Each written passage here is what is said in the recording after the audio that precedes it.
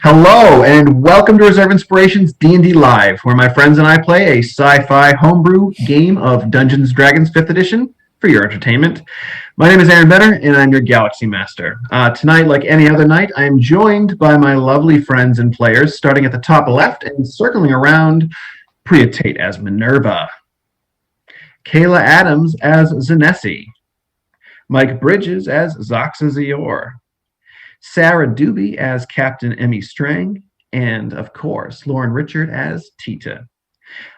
Our production manager and voice from the shadows that only we can hear, Andy, is here as well. Say hi, Andy. Oh, wait, they can't hear you.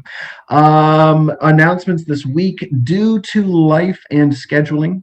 Our start time will be changing slightly. We will now be live Mondays as normal from 7:15 to 10:15 p.m. on Twitch. If that doesn't work for you, do not fret. You can watch it anytime once it hits YouTube on Fridays at 10 a.m. And of course, please like and subscribe. We always appreciate that. And leave comments. That's always fun to check out and respond. And, it's great. Just the tips, a new segment that we are working on. We pushed it to the beginning of February as we would rather not release 5-minute segments to you, willy-nilly. We wanted to put a few together and give you a nice viewing experience. So we're working on that. That should be coming beginning of February. And The Adventures of Plonk, which is a spin-off of this adventure, will be coming early March. We'll have some more details soon. But I think that brings us to Priya, if you want to talk about some social media and the space fact. Yeah, for sure. So on social media, you can find us on Facebook, Twitter, Instagram, Tumblr. Just search us up, give us a like, give us a follow, keep up with what we're doing. We've also got a new Discord server now. The link to that is in our Twitch as well as our social media bios. If you want to come join that, hang out with us, talk D&D, it's a chill time. That's it for social media and for today's space fact. So most of the party has been underwater for a while now, so it got me thinking about water in space again. And I found this interesting fact about how water behaves in space. So like if you just have like free floating water in a zero gravity environment, it'll automatically form a sphere because like there's no gravity affecting it. So it is every water particle in it is equally unaffected by gravity, and it just forms the shape that takes up the lowest amount of surface area. So yeah, if you spill your drink on the International Space Station, it just becomes like a perfectly circular bubble. That's great. Fantastic. I love everything about that. It's an inside-out bubble. Hey, guys, do we have any other announcements? Anyone have anything else you want to talk about? You can look up pictures of these water circles on Google. It's so rude that I can't do that right. They look really cool. I mean, who wants to follow that up? Priya, maybe next, if we can get some images, maybe we can next time have Andy throw it up over our faces. Well, that would be fun. Yeah. Right over our faces. Turn me into a completely water block us out, All right, so that's fantastic. If no one else has any other announcements, guess what time it is? It's time for a recap. So last time on Reserve Inspirations D&D, with number 1, the leader of the Obsidian Order back on Isgard Prime, Zinesi and Cupric decide to stay their distance, but keep a keen eye. When they notice that he's busy gathering metallic material from the junkyard, they decide to pay number 1's father, Gurkis the blacksmith, a visit. Meanwhile, the rest of the party continued their way through an underwater temple at the base of the Sahag Trench. Pushing forward, they found themselves in a tunnel that led to barred gates on both sides. In between was a basin filled with shells and 9 urns in a separate chamber. Here, it took them quite some time to come up with the solution, and in doing so, they suffered burns from boiling water, a trap set off due to multiple incorrect solutions. Eventually, they figured out the answer, unlocking the next gate with the help of Tita, who moved aside some of the shelves to find a riddle. And inside, once inside, they moved into the inner sanctum, and the party could hear ritual chanting. But due to the darkness and distance, they couldn't quite see their surroundings.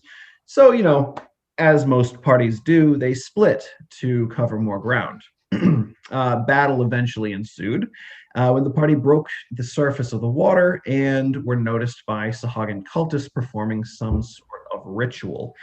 And that is actually where we're going to be picking up today, right in the middle of that battle. I'll give a bit of a recap of some specifics, but if everyone wants to jump into roll 20, we can take a peek at what's going on currently. So if everyone looks kind of up to the top, and I'm sure Andy will get this up for the audience in just a moment, you can see that there's kind of a large rectangular platform. On that platform, there is a few Sahagan. One of them looks quite large and muscular, and he was actually holding a captive Corlena, the merfolk who has been missing. And there was a merfolk gentleman, Algae, who's been traveling with you. And up until this point, he's helped a little bit here and there, but he just was stabbed and fell unconscious into the water right in front of this area. At the same time, this larger muscular champion Sahagan slit the throat of Corlena, drawing blood out of her. And what ended up happening, instead of it clouding the water, the blood got sucked down onto this large stone platform or plinth. And when that happened, the water began to kind of quiver. And you could hear metal creaking in a distance. And you all feel this eerie feeling as the chanting is continuously strung by this priestess up front. At this point, the next to go, I believe, is the priestess. So you see her. She kind of reaches down into the platform below, and you hear some type of lever, and you can hear more metal creaking. This one sounds like it might even be closer to where you are currently. And for that, she is then going to point a finger at, yes, she's going to point a finger at, where is he? Who's closest? Diambra. And she's going to begin to chant. And she points to Diambra, and you can see this cloud begin to form kind of in front of Diambra's eyes. Let me see how she saves here. You see Diambra kind of like haze up, and she goes to like move and stab into the Sahagan in front of her, but she kind of freezes up and cannot move. That will now bring us to Minerva. So it's the priestess that is like chanting all of this. Yes. Okay, awesome. So I'm gonna use my movement, my 30 feet to go up there, just so that I can get a better shot. And I'm just gonna fire 2 bolts at the priestess. I want her out of this situation. Okay. She is kind of crouched down behind her altar, so she has half cover at this point. Her armor class is going to be a little bit higher, but you most certainly can take that attempt. Yeah, I'm still gonna try to do it for sure. Absolutely, go for it. So the first one, 15 to hit. This is not hit, unfortunately. Your bolt, as you fire, you take aim, and you, for a second, you kind of see a bit of her leg sticking out, and you're like, yeah, I got this. And as you fire, she kind of moves in, and your bolt just right off of the platform. All right, the second one. Ooh. 17 plus 7. Ooh, that absolutely hits. Yeah, this time she kind of like, after the bolt ricochets, she kind of like peers around, and you see her shoulder and neck area exposed, and you take advantage of the shot. Go ahead and roll some damage. All right, that's gonna be 9 points of piercing damage. 9 points of piercing damage. Nice. And then if I no, never mind. I don't think that would work.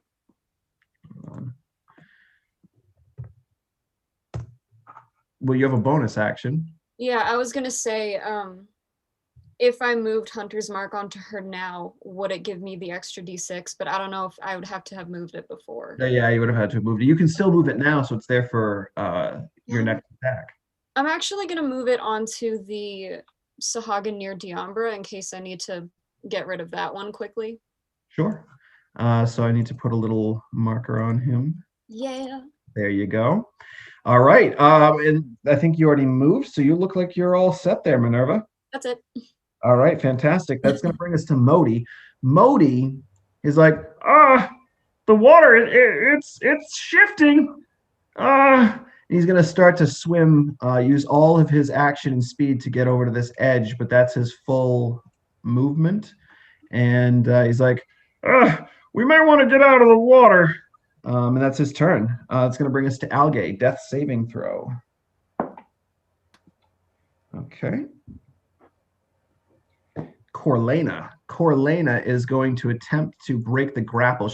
Even though her throat was slit, she's still bleeding out heavily. She is still alive. She's going to try weakly to break free from this creature once again. With a natural 1, she is going to fail miserably. And it's just too much blood loss. She is not able to hold it together, unfortunately. But that's going to bring us to Emmy. Emmy, what would you like? We are doing great. Yeah. Woo! Okay. Well, I would like to try and move, which isn't very far. Yep.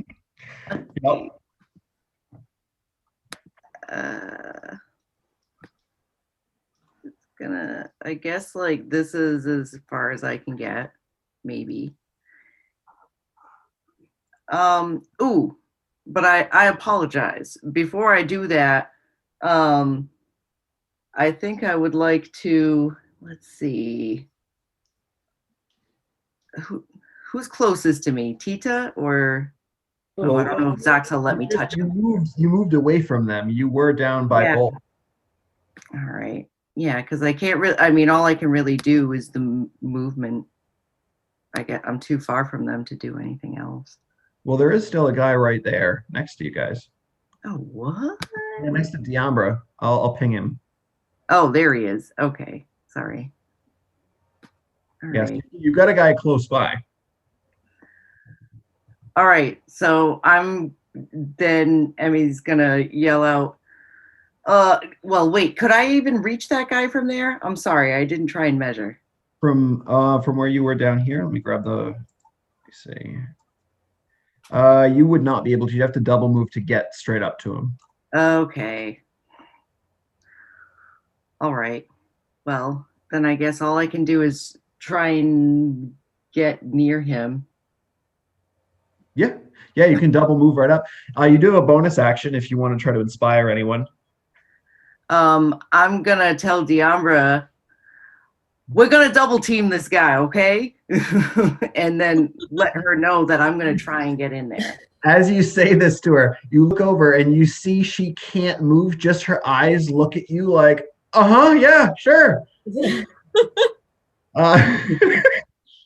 What do you say to her to give her inspiration? The inspiration will definitely help, though, if she's trying to break her hold.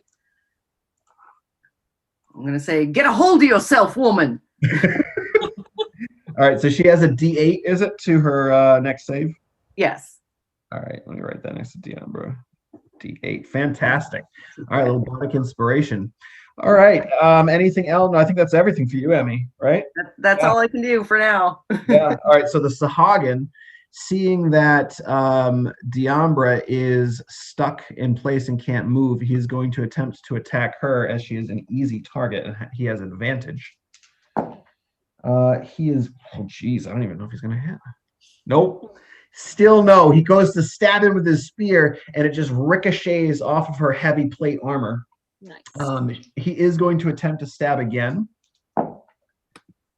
This time also successfully. Wow. Fantastic. He's just stabbing in. It just keeps ricocheting. She has a shield up and he's blasting it off of that. Yeah, it's just terrible. You can see these things are they're more cultists and not necessarily fighters. They're trying their looking up from above here, this one jumps into the water and begins to swim his way over to where you all are. He's going to use his entire turn to get into position there. And then that's it for those two. That's going to bring us to Zaxa. What would you like to do? All right. I can move 30 feet because I'm out of the water. So I am going to move over here. And then, if I am correct in saying, yeah, that's plenty. Back to my notes. I have to figure out what. Oh no, I don't say anything. That's right. So I'm going to catapult. Okay. And just throw the dart at the chanting dren over there. Oh, the priestess. Yes, that's the one. Alrighty. Again, she has half cover, which normally, I know this is a deck save, so I'm going to give her advantage on the deck save. All right, that's fair. That is a natural 20. So your dart flies forward, and you're like, I think I can see her a little bit, and you try to use your focus and your power over this magical ability to try to like fling it around the podium. But as you do, she just kind of holds up her staff and it ricochets off and hits the wall. Well played.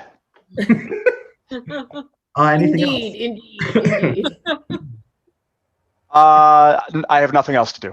else? All right, that brings us to the top of the round with Tita. Great. What would you like to do, Tita? Well,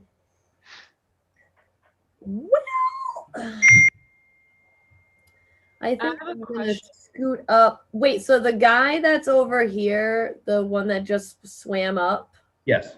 is he actually on the thing or he's still in the water? He's in the water. He just got to the rocks and it looks like he's about to pull himself up. All right, so I'm gonna try to prevent that from happening. So Okay. I'm gonna whoosh over there. Woo woo. Sure. Woo. Okay. And then what do I think will be best though? I mean, we'll just pickaxe at him trying to climb up, like his hands and stuff. That way we Yes. Okay, go for it. Make 2 attack rolls. Though he is not prone, he is below you. So I will say that you have advantage on these attacks. Okay. Nice. All right, so first one. He has the high ground. And while you're 18 plus rolling, 5. okay, 23, great. Priya, did you have a question? You said. Oh yeah, I was just gonna ask. When we if we decide to speak to each other during combat, is that something you can only do on your turn, or could I have yelled to Tita hey, there's one over here, or would I have to wait to speak? I'd prefer it on your turn if it's something that it's speaking, so it's really not, I'd say if you'd like, I will allow you to use a reaction to speak off turn. Okay. All right. Yeah. Just wanted to clarify. Cool. All right. So you got a 23, Tita. Yeah. You can roll some damage for that attack. That'll be 7 damage. Ooh, all right, nice. That's pretty high. Yeah, it takes a little. You stab down, and you see you swing down, and the pickaxe jams into one of its hands, and it's like reels out in pain. As you've kind of pierced the head of your pickaxe through its hand into the rock. Fantastic. Your second attack now, if you'd like. So we're gonna try for the other hand. What is that? 17 plus 5, so 22. Yeah. And then I will roll some. Ooh, 7 again. Ooh, nice. Oh, he's looking pretty bad. If you can see the not great. So I think I will. Oh yeah, but if he's below me, I can't. Can I do an unarmed strike? Is he close enough or no? Just keep in mind, any part of your body is considered a weapon. So Also, I could kick him or try to step yeah. Absolutely. Okay. So sure, yeah. I'm all about it. You're gonna step on him? Well, no, I'm gonna try to like kick his head kind of and like No, I'm just gonna kick him in the head. all right. What would we do? Tricky. All right, so now we'll Oh, Zaxa. Yes. Oh no, wait, no, you sorry, not you didn't hit it. Minerva, did you hit the priestess once, right? Yep. Was that after she held Diambra? Yes. Okay, I need to make a concentration check. She's fine, she's fine. All right, am I doing my thing now? Oh yes, please. Sorry for the interruption. Not do I still have advantage for this because I'm above him or no? Oh yeah. 14 plus 5, so 19. Yeah. Okay. Tita just annihilates everything that comes in his way. 6 points of damage. Okay. This thing, as you kick him, you kind of kick him in the face. Yep. And you see his jaw just snap back, and he can't even get any sound out. He's in so much pain, and he's just barely hanging on. Perfect. I think he's really only hanging on because your pickaxe is holding his hand in place. Well, let's take that right out of there. No, I can't. I want to hit him again and make sure I don't want him to fall down. Yeah, go for it. You got the you used your key points, so yeah, you got the flurry of blows. Go for it. Make that final attack. All right, so Teacher, there's one over here. Cool, I got it.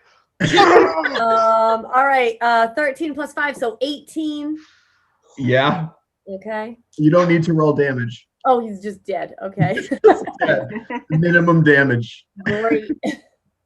I love how Now I will remove the pickaxe from his hand. He just slowly And slumps he'll just down. slide down into the water. Fantastic. His brand was being the pacifist of the group, and then he just Yeah. Tita, I'm assuming that ends everything because that was all of the thing. Well, that wasn't all of my movement Oh, yeah, you have a little bit more. because I have like 50, so I can move another 15. Yeah. So I will kind of Start strolling to the next guy. yeah. Oh, I'm he's gonna gone. go All over right. here, 15.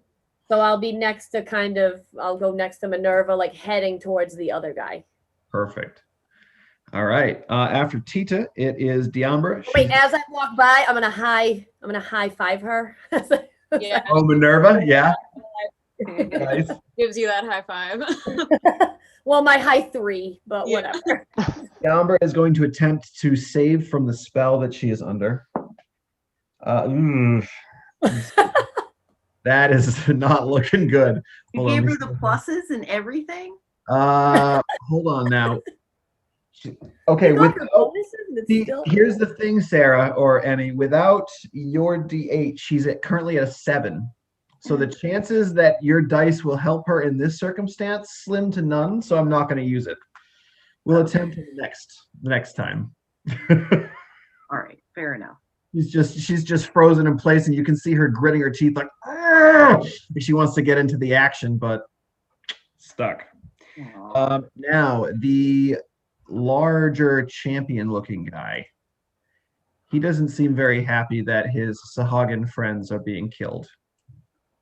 So he is going to leave the Corlena there and going to make his way to the edge.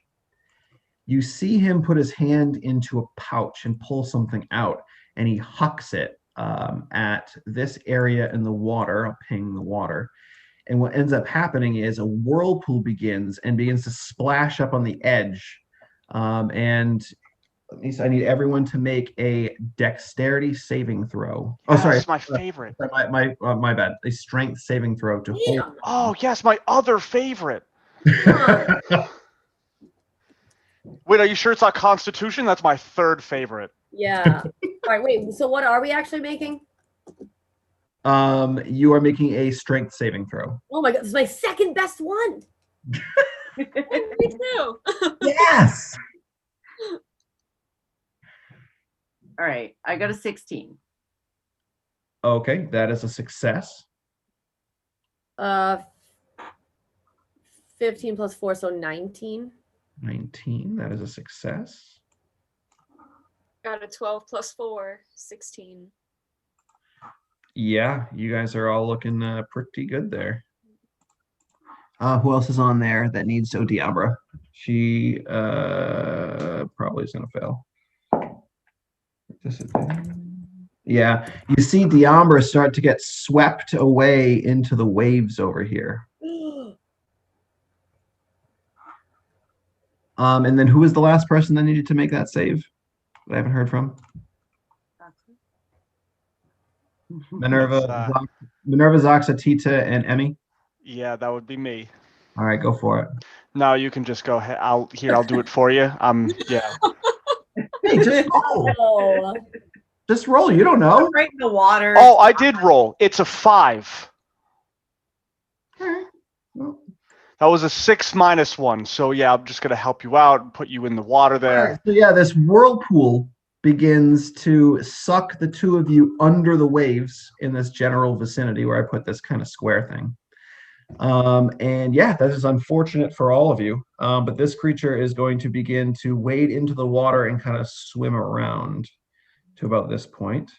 And that is his turn. That is going to bring us to the priestess, who is going to peer out from behind here, aiming at Minerva, who fired at her. And she is going to fire her another one of those teal beams of energy that she fired at the beginning or the end of last episode. That is a natural 19 plus her bonus to hit you, Minerva. That'll do it. Yeah. So let me just give you some damage here. It's radiant damage, right? Oh, it is. It Oh, is radiant damage. So that is going to be 18 points reduced to 9. All right. All right. Yeah, and though you are resistant to it, it hurts. It's a scorch of this radiant energy. Yeah, no, I know that radiant damage hurts. I know that. Oh yeah, your face, Oh yeah, your face.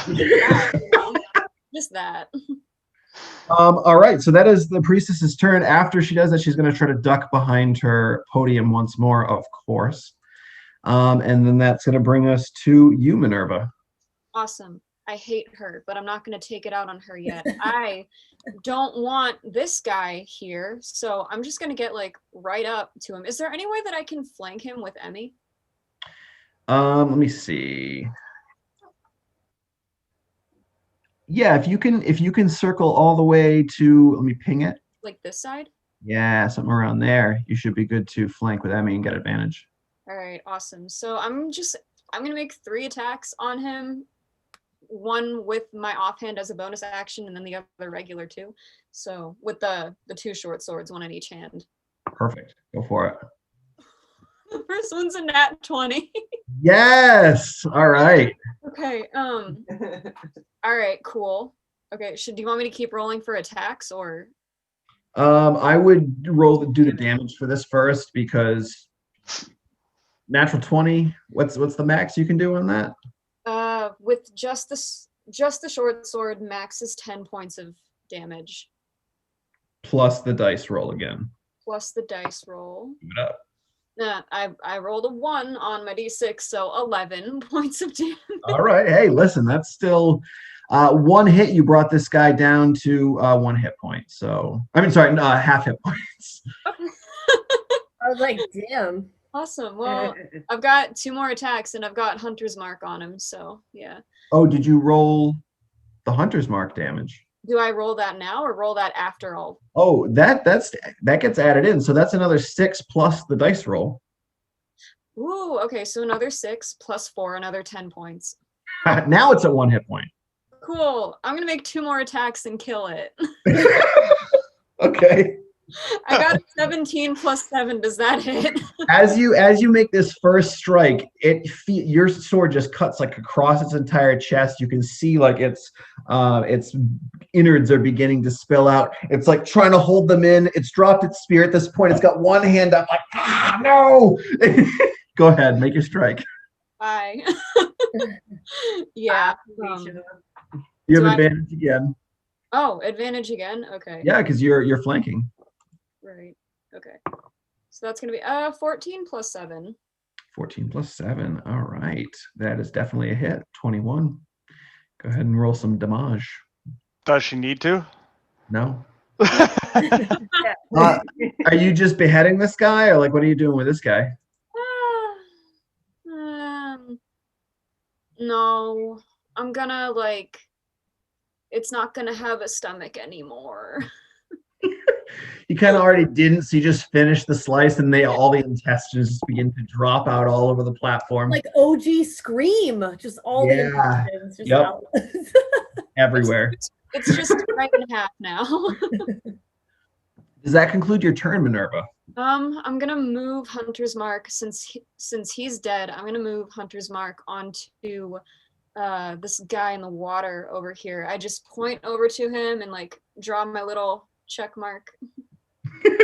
Yep, and you kind of see that check mark appear above his head, and he just kind of growls at you as you do so. And now, as this all happens, Modi's like, the water's really whipping up over here. And you see, those of you see a large dark shadow begin to swim in from where you came in under the water. I don't know if anyone can see it quite It's the yet. stone shark. It's the giant stone shark, Nice. and it goes to chomp on Modi. How dare it? How dare. I hope it catches something. It's as it goes to bite, Modi lifts his legs at the last second, and it kind of slams into the pillar. Well, not the pillar, but the platform that you're on. You can all feel it kind of shudder beneath your feet for a second. This thing kind of begins to continue to swim in this direction, but as it whips by, it flaps its tail at him as well. That's going to hit. Hopefully it's going to shove him up onto the platform. Yeah. Yeah, Modi suffers 12 points of damage, bringing him down to fairly low at this point. But the shark seems like it's continuing its swim around, possibly, maybe to where Zaxa and Diambra are. But that is its turn. And you can see there's like this tealish, who is it? Tita and Modi, probably. You can both see that its eyes have this bright teal glow. And it looks like it does have its stony exterior. And as it kind of swims into the room, the remaining Sahagin begin to chant, Sekola, Sekola. And that is going to bring us now to Modi, who is going to scramble as quickly as he possibly can onto this platform, and is going to just run right to the center and breathe heavy, and probably I can't get that far, and probably heal himself, because there's not much he can really do otherwise at the moment because he's about to die. So okay, give him some healing. All right, after Modron, that brings us to Algae, death saving throw.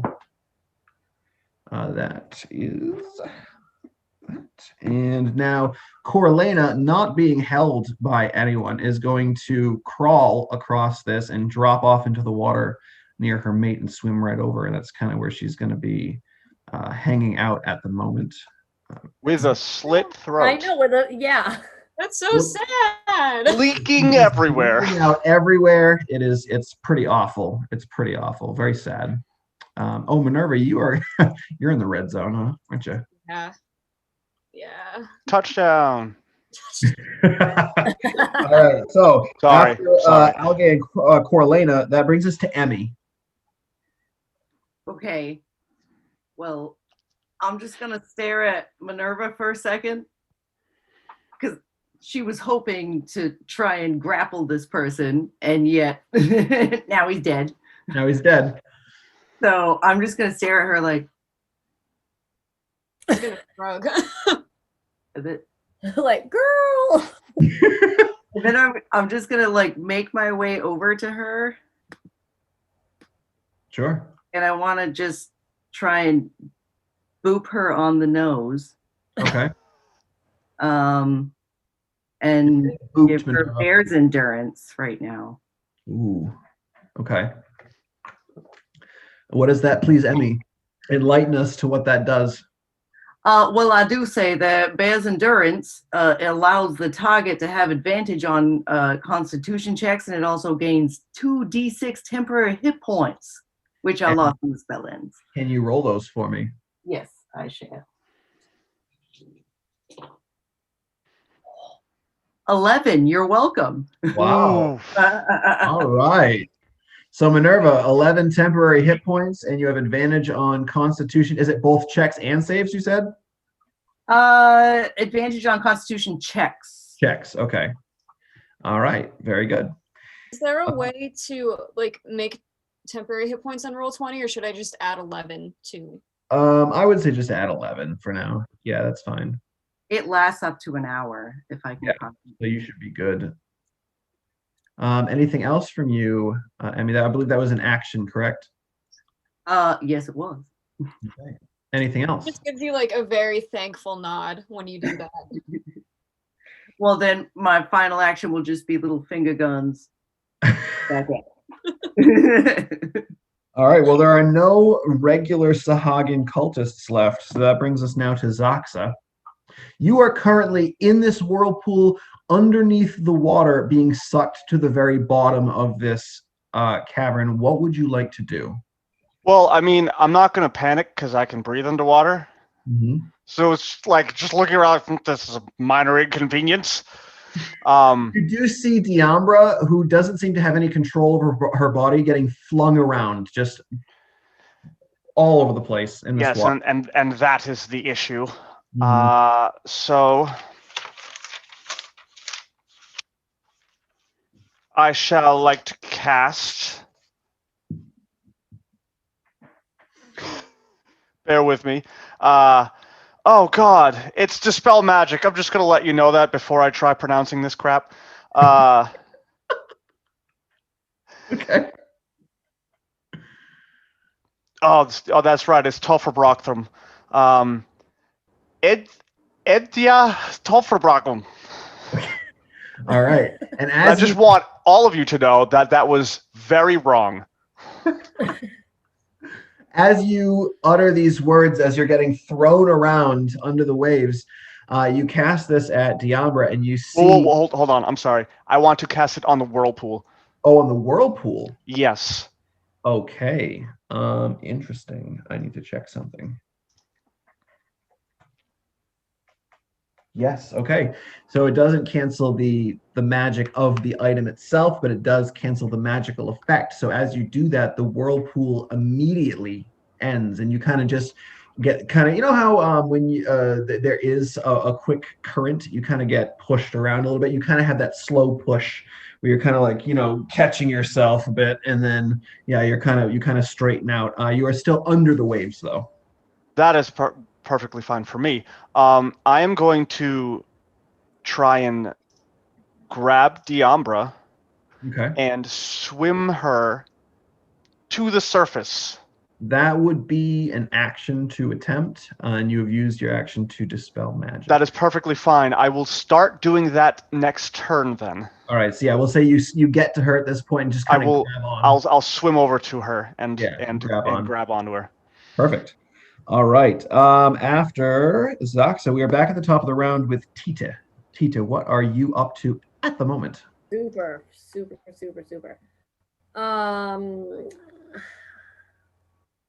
How far away? Oh, like 20 feet, right? Yeah, less than 20 feet. No. I meant if I ran up to the edge, could I get the shark thing? You'd have to leap off in. There's no way. It's a good distance across. And it's also ride under the him water. like a. All right. So then I guess I'm just gonna go toward the edge of near where Zaxa and Diambra are, in case they should need some help Okay, getting up. Provide the help action. They do. What? They do. Oh, How deep are they underneath? Like, can I even see them? Or You can see their shadows under the water, yes. Keep in mind it's fairly dark in here as it is, and they are under the waves. It's tough to tell, but they're probably maybe like 10 feet under the waves at the moment. okay. I think I'm just gonna wait there because I just want to be at the ready. Can I hold some sort of helping? Yeah, you can hold the help action so that as soon as you see them, like you can assist to give advantage to get them up out of the water. Okay. Then Okay. that's all I'm doing right now. All righty, fantastic. Diambra's turn. She's going to attempt to save again. Natural 20. Oh, But that is her turn. That's the end that's of her fine. turn. At least she can help get herself out of the water now. Yeah, especially since she's in heavy armor, Zoxa. I don't think you'd even be able to like move her. I'm well aware of that. All right, so that's Diabra's turn, and now brings us to this champion fellow. He is going to swim over to you two. And you see he has quite the weapon. Where is his thing? There we go. He has this huge trident, and it has like these the two outer spokes are like these jagged serrated type blades, and in the center it's a very long, sleek, piercing blade. And he comes over and he attempts to stab into you twice. Actually, they're both. He's going to do one to each of you. He's going to attempt. Zoxa. Hit. Oh, maybe not. I need to see what his bonus is. I rolled really low on both.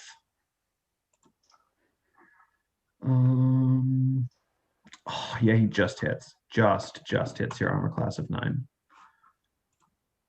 So, but he doesn't hit Diambra. He does hit you. So. Oh, good. That is max damage too. That's unfortunate. That is going to be 13 points of piercing damage. Ooh, cool. How you looking there? Not too I'm great. at 1. Oh no. All right. Well, that's unfortunate. That's going to bring us now to the priestess. She is going to begin to circle her way around. And I believe she has some cool things that she can do here. Yes. So you see that she's holding a staff, and she begins to point that staff in your direction. Let's see. Similar to the whirlpool, an area of the water, not super large, but where the two of you are begins to get very hot and boil. And it seems as though it's right on the outskirts of where this Sahagan champion is, so he is unfortunately not being hit by it. What a coincidence. Yeah, I know, it's real sad. But it's engulfing the two of you, and it begins to. I need you to make a Constitution saving throw. Yes, my third best. Diabra is okay. She doesn't take any damage. Oh, she takes half. Sorry. Ha! Not 20. Gross, screw yourself. What'd you get? Not 20. Nice. So I'm not going to have you suffer any damage then. You save. You could feel it. It's getting hot. You've been in some hot water before as a Vidalcan, so you know. Yes. Like 5 minutes ago. Yeah, you're dealing with it as as best you can. But that heat doesn't seem like it's going to let up. It seems like that area is beginning to boil hotter and hotter. So that is going to bring us to Minerva. It is your turn. What would you like to do?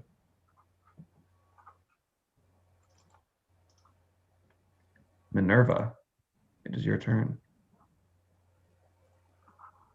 Have we lost Minerva? No, I'm here. There's a lot going on right now. Yeah. No, seriously though. For real. All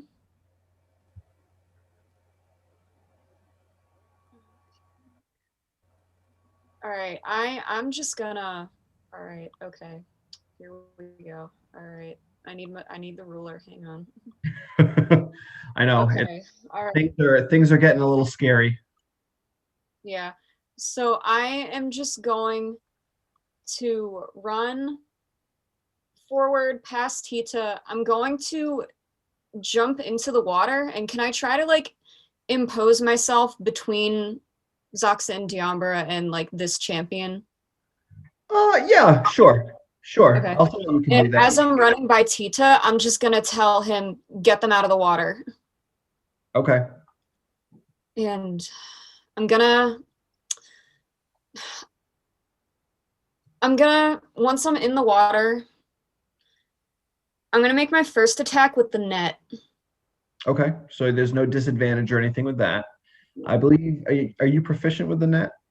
Yep. Okay, great. Go for it. All right, it's gonna be an 18 plus 7. Is that, do I have to make a save for that, or is that you hit with that? No, it's just there's an attack modifier. Okay, great. So yeah, that absolutely hits. All right, awesome. So once he's in the net, I'm just gonna take the trident and like. Yeah, yeah. So I believe is there like a net little icon that we can throw? I think we had something like that before. Oh, we had one last time, I thought. Yeah, I think we did. there's a spider web here. Oh, there's the net. Yep. Okay, we got the net on him. Very Do good. I get any sort of advantage? Good Because advantage. Yeah, he's kind of all grappled up in that net. Amazing. Restrained, if you will. Look at you. Look at 15 plus 4, 19. that hits. Yeah. Fantastic. All right, so he's gonna take 6 points of piercing damage from the trident, and then he is hunter's marked, so he'll take an additional 4 points. Nice. All right. 10 points of damage. Does that conclude your turn? Yeah. Yep. Yeah. All right. Well, now it is Secola's turn, and it is going to continue its move in, and the first target it sees as it's moving up this way, Minerva. It is going to attempt to chomp down. Chomp. That is a 14 to hit. Nah. Ooh, this thing can't chomp apparently. So it tries, and as it chomps, it continues to swim. It's not leaving your area, but it is going to continue to swim up a bit, and it's going to try to flip Tita off of the.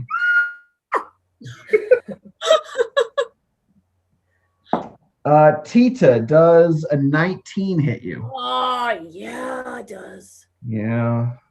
Okay. So that's going to be.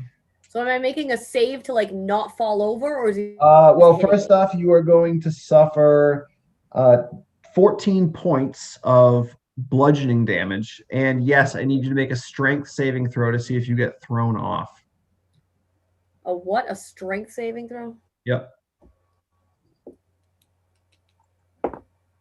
Nat 20. Ooh, what? Yeah, that's a save. You do not get thrown off. You get smashed, and you feel you're all wet now, and you just got slapped with that tail. But you're able to hold on and prepare for the next round, or to grab onto Zoxa or whatnot. After Sekola's turn, that is going to bring us to Modi. Modi's going to be like, does anyone need any healing? I can kind of get over there to you guys. Can any of us? All right, no one needs healing, so let me see what I can do.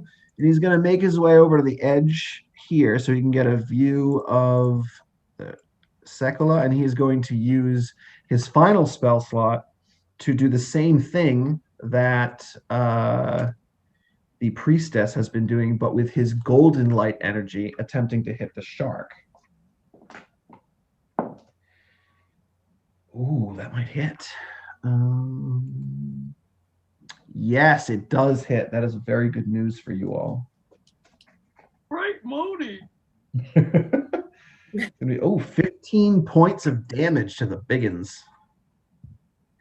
The thing also begins to glow, and the next melee attack against it has advantage.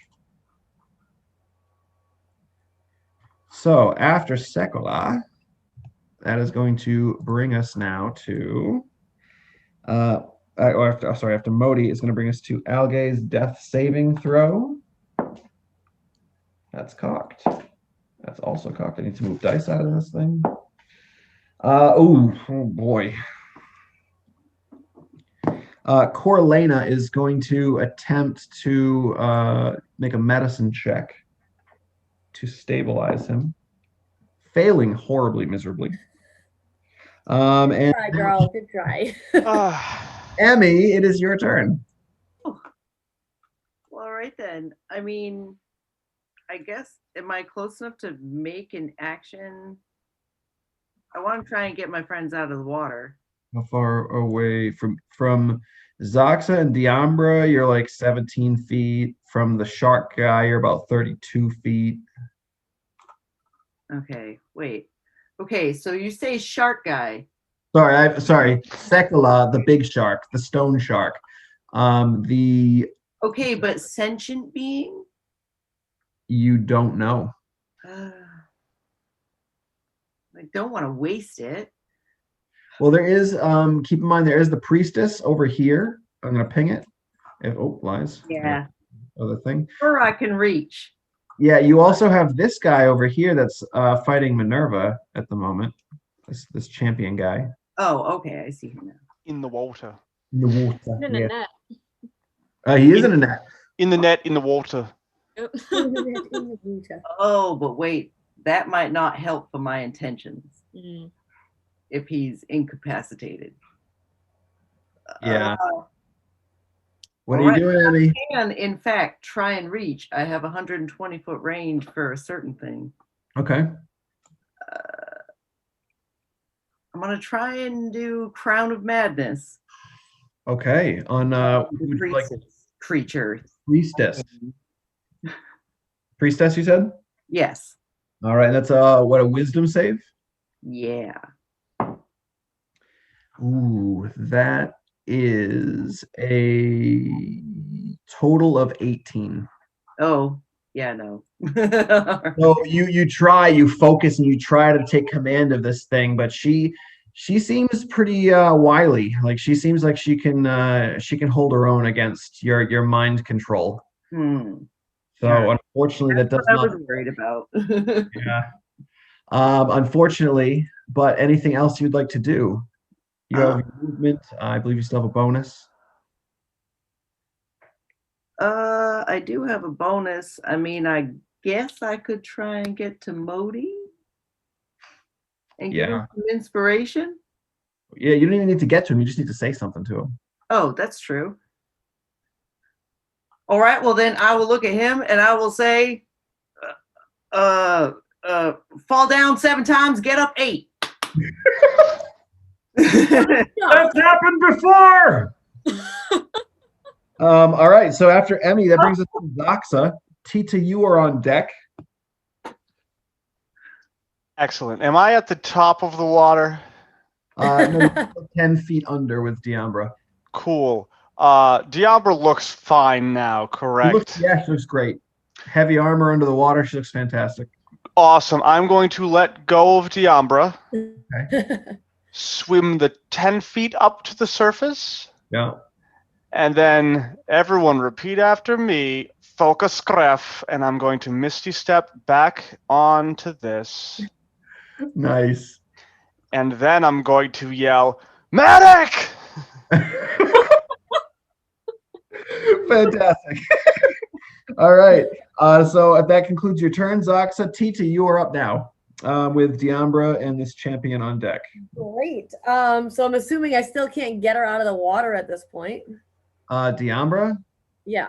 You can no. She's under. You'd have to wait until you're kind of holding. Wait, did she go? I don't think she did. Oh no, she's right after you. Yeah. So that's right. Great. If you stay there holding your hands out on her turn, which is next, she'll have advantage to get out of the water and get up on the shore. Yeah, I'll stay either with my hands like with my pickaxe outstretched to get a little extra couple of feet that she can grab, and I can yank her in with that. So I guess I will just remain. I will just briefly look as Zoxa floats by me ever so quickly. Yeah. Oh no, And then I will just behind stay you. at the like, oh well, I guess he's cool. So then I'll just stay at the ready for Diambra. So, all right, yeah, fantastic. So that's after Tita, that is Diambra. She is going to, wielding her spear, now that she's attentive, she's going to look at this creature that's right in front of her. And she's going to, yeah, stab into him to the best of her ability. Should get advantage. Because he's in the net. Yes, and good thing because I rolled a natural 1. Natural 19, liking that a little bit better. Okay. Takes a nice chunk of damage. And then she is going to, yeah, she's going to swim over to where Tita is. And you can assist, make a strength check with advantage, Tita.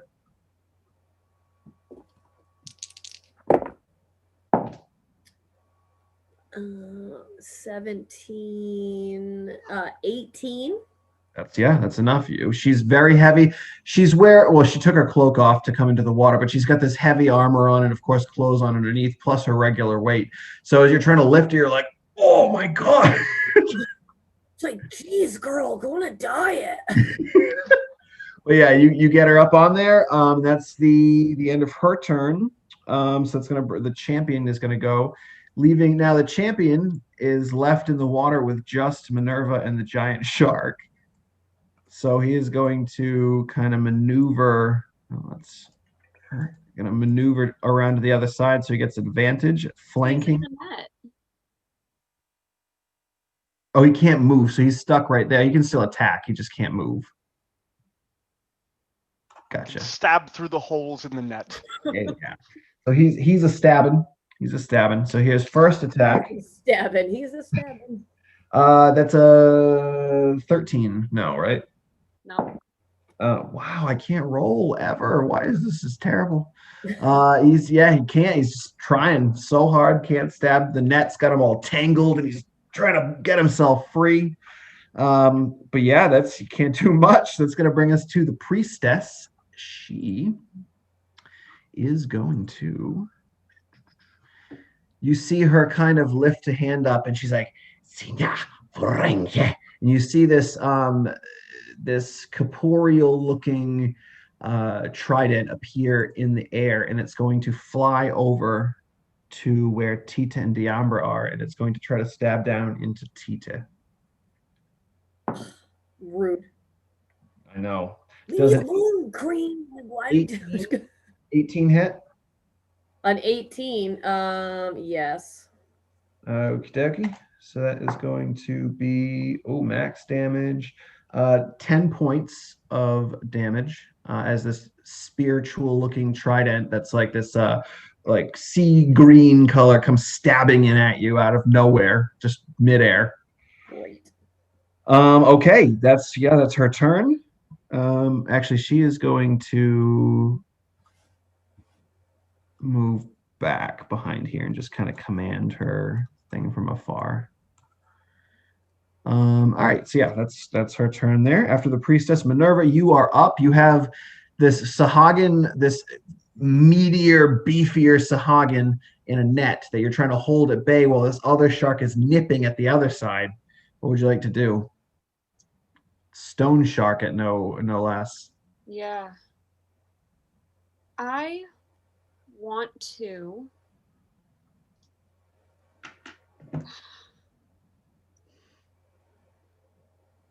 I want to disengage as my action. Okay. And move as far this way as I can, because we got to get this priestess out of here. Yeah. Okay. So, Go. yeah. I think that's as far as I can get with 30 feet. They are both going to take an attack of opportunity. Can I disengage from the champion?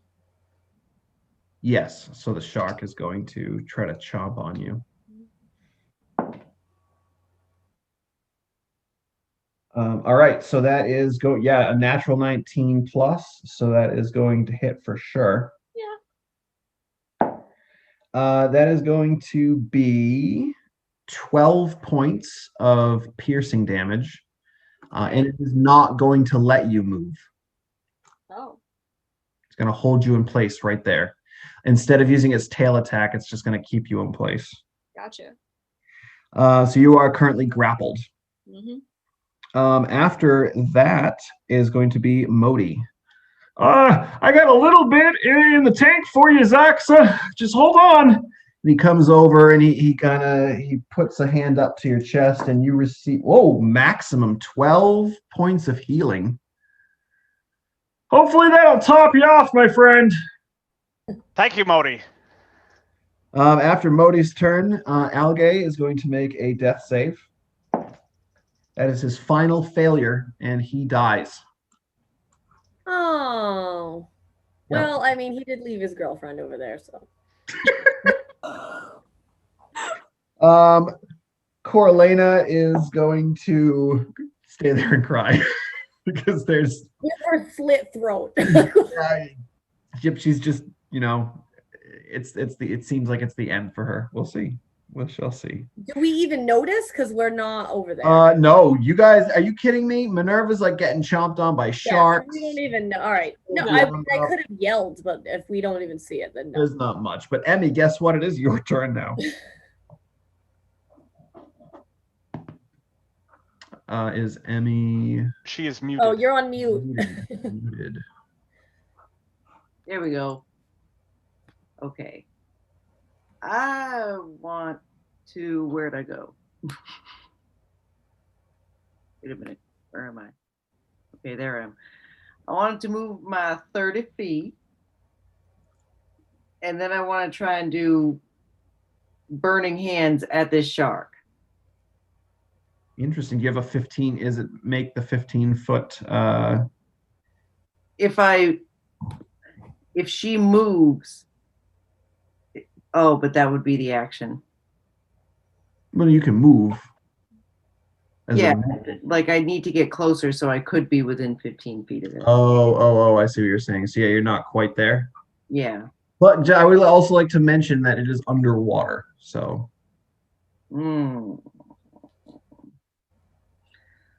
Oh, this is very unfortunate.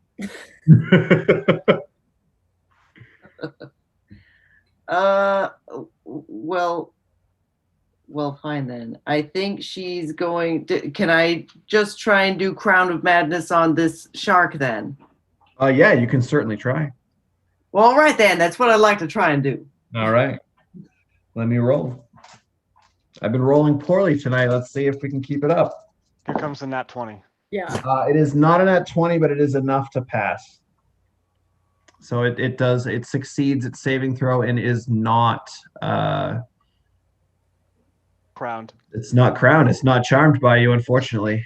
Well, I don't give up. These creatures are far too smart for me. If I can't punch them, then I can't get along with them. Zaxa, do you have anything to say to that? It is your turn. I don't have anything to say to that. Well, you're looking a little healthier, at the very least. He's looking a little more sprightly. All right. Yeah. This is, Or spry. this is all I got. All right. I'm out of tricks, so I'm gonna walk over here to the edge, and I'm gonna use minor illusion, Mm-hmm. and I'm gonna try and make a good-sized fish in front of about here, in front of the shark, so he'll let go of Minerva. Okay. I'll just walk over and do a little fish and just. I will. This is how we fished in I will Vertog. roll an intelligence check for this creature. Beautiful. Okay. You will see what happens on its turn. All right, that's all I got. Okay, fantastic. After Zaxa, that brings us to Tita. Cool. I'm on my last leg over here. So I will Oh yeah, you are pretty down, huh? Yeah, I'm gonna head over to Modi. Oh no, he can't even help me anymore. I have a potion. Can I drink my potion? Absolutely. All right, so Is I'm it a gonna drink. regular or It's the greater, so it's the 4d4 yeah, so plus roll, 4. you can roll that up for yourself. Let me know what the result is. So that's a bonus action. So you still have your action. Oh, cool. All right. Well, let me get healthy first before I go beat stuff up. All right, so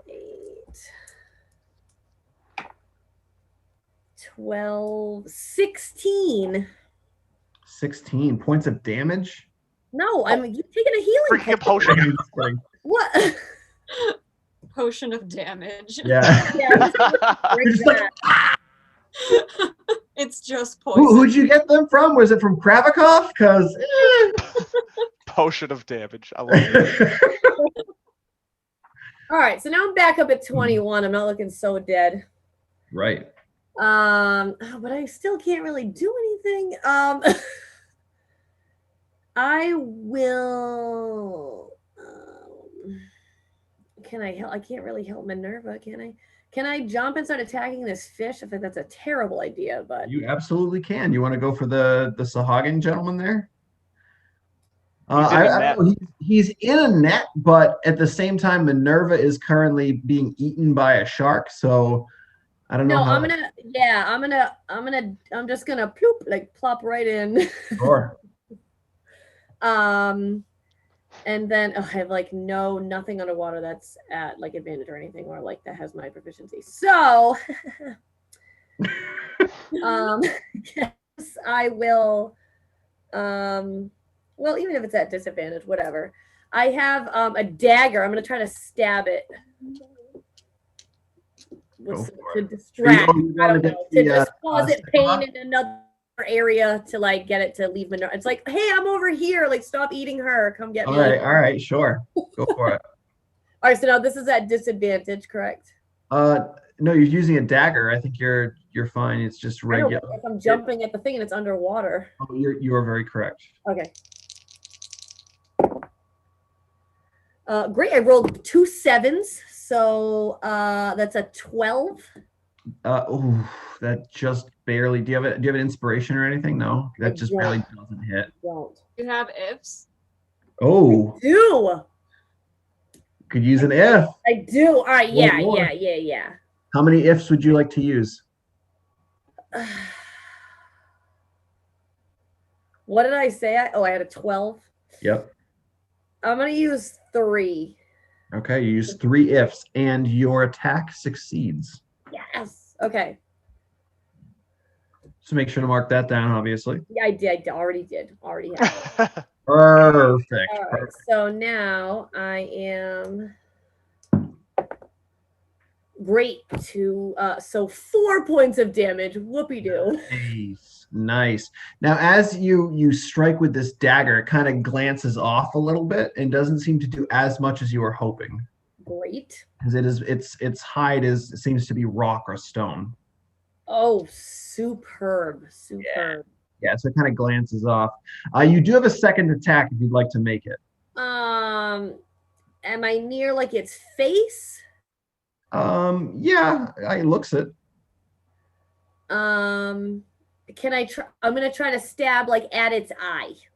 Okay, sure. If I can't get through the fleshy bits, I'm gonna. Yeah, the eyes, they're like this piercing aqua color, extremely bright, almost giving off a slight glow. Oh, good, then I won't miss it. Still, oh yes, 18 and a 16, so Ooh. 21. 21. And I was going to, if because it's a harder to hit a specific targeted spot, I was going to give its armor class a +5. But what was your total, you said? 21? At disadvantage, my total was 21. Yeah, you still hit, and you hit in the eye. Yes! So roll some damage Yeah, there. take that. And then I rolled a 3 and a 2, so 5. Nice. All right. So I'm gonna like jab it in there and then do a little Kind of wiggle it. wiggle it and jiggle it a little bit while I'm in there. All right. So Tita, after you do that, she just kind of looks over to everyone that's up on the shore. She's like, God, I'm useless up here. And she leaps back into the water. She's like, I'll leave the two of you to take that shark. I'll deal with this guy. And she swims over to the Sahagin, and she's going to attempt to stab in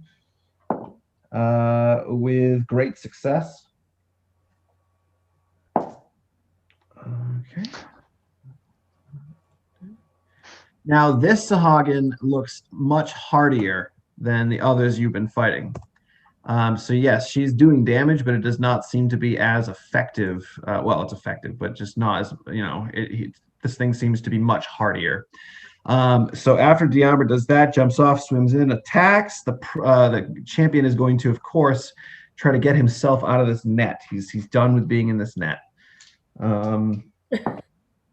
He's going to fail, though. He's going to fail at that. So he's then going to use only one of his attacks instead of both to try to stab at Diambra.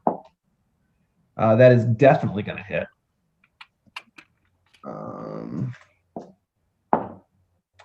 Okay. Diambra, she's still looking okay. Not terrible, but she's not fantastic either. After the champion, that's priestess, is going to continue with her spiritual weapon, which she is going to move now towards Zaxa, and is going to attack you with 15 definitely hits. Mm-hmm. So that's going to be 6 points of radiant damage.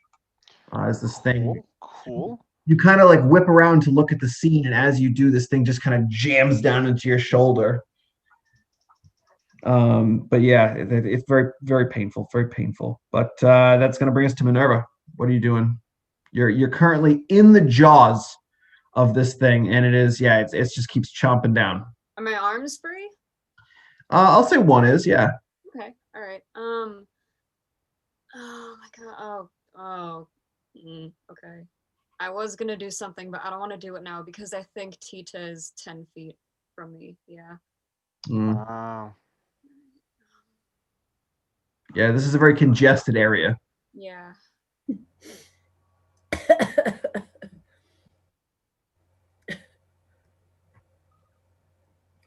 I just try to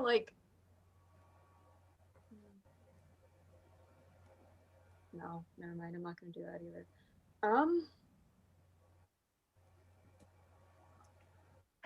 What you doing, Minerva?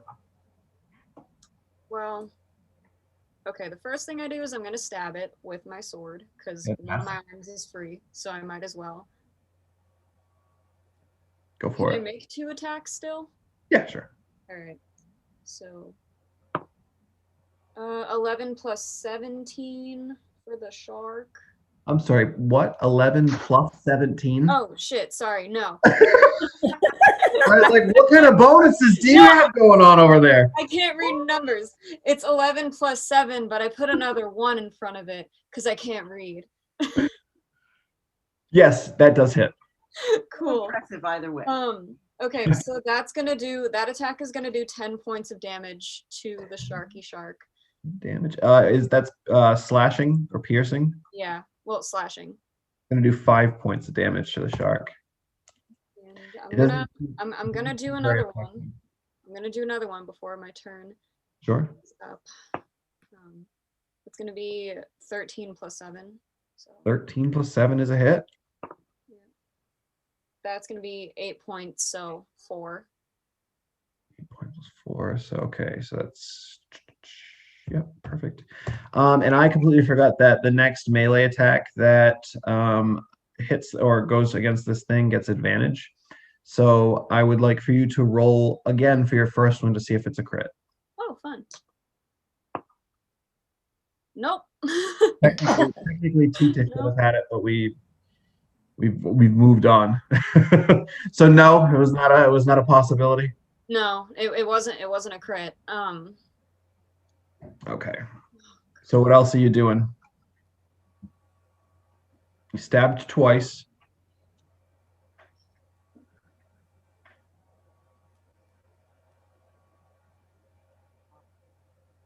I'm going to Oh, this, okay, all right.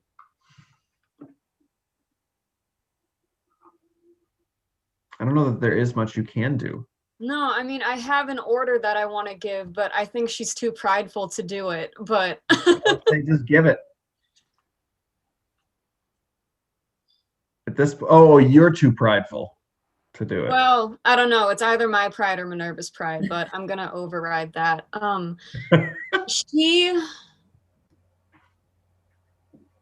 She's just gonna call to everyone. Fall back. Diambra, get them out of here. Okay. And as you say that, Minerva, Sekala crunches down again. And since you're already grappled, it has advantage. Yep. That hits. You are going to suffer 11 points of piercing damage. All right. I'm still conscious. You are. And then it is going to swallow you. Bye. Bye. Minerva disappears from its jaws, Tita, as this stone shark completely envelops her body and swallows her right in front of you. And that's when we're going to jump over to Zinesi and Cupric.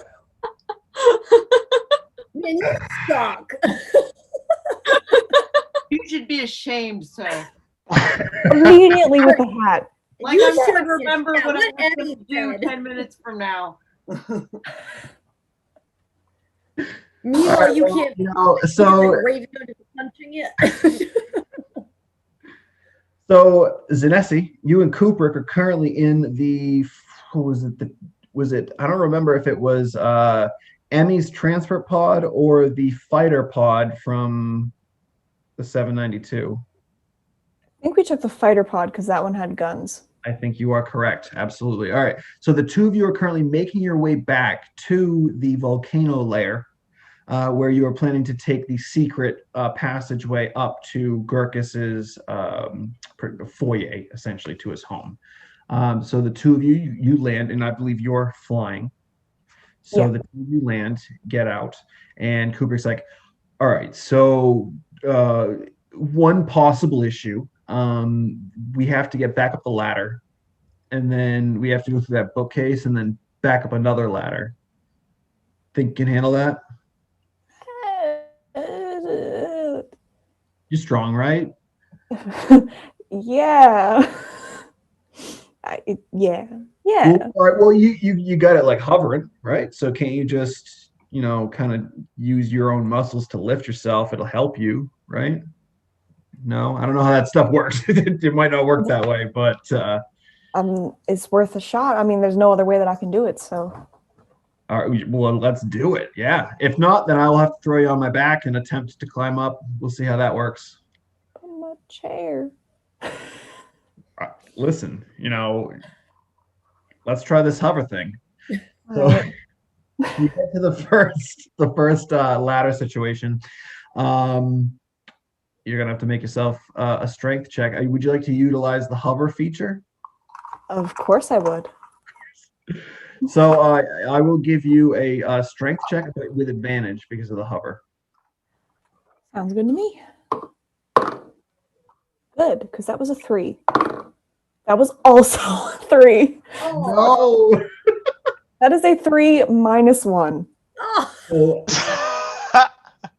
So as you're there, for the first foot or so, you're like, oh, this is great because the hover is really giving you that boost. But then once you get past, like beyond that hover's range, and it doesn't have the space in between is too far for the hover to work, you're just back to just trying to lift yourself and the chair, and it's just not working. Kubrick's like, okay, so looks like we could take the long way around. What way is that again? So we're going to have to land on one of those flying islands, then take a skiff to the mainland. Then we're going to have to go up to Nadavalier Market and then go down the staircase and then multiple staircases to where the blacksmiths are. And then we can enter from the main entrance instead of having to go through his house. All right, so I'm going to stop you there. Yeah, sure. You said we could go the long way around, and you really meant we can't do that? It sounds like that would be so much of a hassle, and I don't think we're going to have that much time between. I didn't even think about the time. That's a good point. All right. Well, I could try. I could try to bring you and the chair. I don't know how well that's going to work, but yeah, I guess just climb onto my shoulders. And he kind of like scoots down to get you to get up there. Yeah. So, We ready did we for? qualify? Did we leave the chair? It's you can try to strap it on yourself. It's going to be a little harder for him. The DC is a little harder. All right, we'll leave the chair. All right, piggyback ride it is. Let's see how Cupric's strength. All right, hold on. You've done He's nothing moving. so far. Come on. Oh, I rolled real well though. That is an 8. Oh, yay. Cupric, yeah, believe it or not, Cupric is able to hand over hand climb up the rungs of this with you on his shoulders, and he gets up to the top. He's sweating. By the time he gets to the top, he's like, all right, we got just one more, and the length of the layer. Okay, here we go. And yeah, he's gonna try to make his way across the extremely hot layer with you on his back. He's just going to pat him on top of the head. You're doing great. He barely makes it to the steps to get up to the higher level. He's like, I'm just gonna need a quick break, and then we can continue up the steps. Yeah. All right. Cool. And I think that's where we, in general, are going to take a quick break, and we'll jump right back to this scene after the break. So we're going to take a quick, 15 minutes for our bios to go through, and then yeah, we'll be right back to finish this fun scene and see how everything goes with Gurkis. So we'll be back shortly, everyone. Can't wait to see you when we return. Alright, a lot's happened, but I don't want to talk about it more than I have to. Here's all I have to report. After accidentally releasing the entity from the center of the elemental chaos, my crew and I traveled to the planet Isgard to make some repairs on our ship. Isgard used to be my home before I lived on the Halo ship with the Spite team, a tactical team of 6 Asimar created by the angelic solar of knowledge, Azaziel. So setting foot on Isgard felt like a much-needed return at first. Of course, it wasn't too long before I ran into trouble. As some of my allies have surely been able to figure out by now, I have a memory issue, to put it lightly. On Isgard, I encountered someone who claimed to recognize me, and what were his words? I'll kill you if I ever see you again? Something like that. I had no idea who this person was, but he wore a mask very similar to mine, and he was very, very angry. Turns out he was called Number 1 and was the leader of an organization known as the Obsidian Order. I apparently used to serve this order, going by the designation Number 6. I'm glad I chose a better name for myself once I woke up. Anyway, despite Number 1 threatening to end my life should he see me again, I allowed myself to be captured by the Order with the intent of deceiving them and rescuing another one of my allies they had wrongfully captured. Little did I know that my own crew was mounting their own rescue mission for me. And I supposed it all worked out in the end. A ship with my own crew caught up to the ship I was on with the Obsidian Order just as we all came to the wreckage of a third ship. Unfortunately, it was one I recognized. The Halo ship with my former Spite team. It had been torn apart by a gargantuan earth elemental. A few of my teammates, I'm not sure if I even could have protected them if I was there. I did find one of my teammates alive and awake, though, Nolgatame. Apparently, she used to work for the Obsidian Order too, under the name Number 4. Violent, angry, a drunk for power, Number 1 was relentless in finding her. I got to Nolgatame first, but I still couldn't stop her from joining him. She was very important to him, and he was able to restore her memories. All that time I knew her on the Halo ship, I hadn't even known her memories were gone too. A fight ensued. Number 1 deemed me more a nuisance than an ally, and tried to make good on his word of killing me. Now, I may be the one who's not able to remember much, but clearly he forgot how much of a fight I can give. He ran away in the end. Teleported away, actually, with with number 4 by his side. I have no idea where either of them are now, but I convinced one of number 1's allies to abandon him and join me, and my crew killed the rest of his order in their endeavor to rescue me. So, if I do cross paths with number 1 again, well, I just hope it's not soon. But anyway, 1 and 4 retreated, my crew had found me, and the Halo ship was in pieces. Olve was dead. Onlum was dead. Zinesi was close to being dead when I found her, but we managed to get her to safety. I thought that Modi was dead for quite a while too, but turns out he wasn't on the Halo when it got attacked. He was able to regroup with all of us on Isgard, and I have to admit that having him and Zin around has been a light in a dark void. But, oh, everything else is so dark. Plonk is no longer with our crew. She's not dead, but the entity that emerged from the elemental chaos came for her. Tita and I tried to stop it, but whatever that thing is, it's a kind of power I can't contend with. Yet. I can only hope that Plonk is okay wherever in the galaxy she is. Her departure weighs on me. I can't help but feel like I often fail to protect people important to me, or, at the very least, people I'm charged with. Some leader I am. I can't imagine what in the hell Azaziel was thinking when he made me the captain of my own crew. And speaking of, Azaziel seems to have gotten himself into some trouble as well, if the gruesome vision of him in my dream held any truth anyway. But I don't know how to feel, because now I have reason to believe that he took my memories. That is all I have to report. First entry off Verdalk. My life was saved today. I was teleported out of a poisonous coffin onto a ship. The ship works off the elves' magic, but it's also technologically superior to anything on Verdalk. I found a book at the excavation site, as well as an interesting bag. I believe they are both magical. More research is needed. I'm to go with these new humanoids I've never seen before.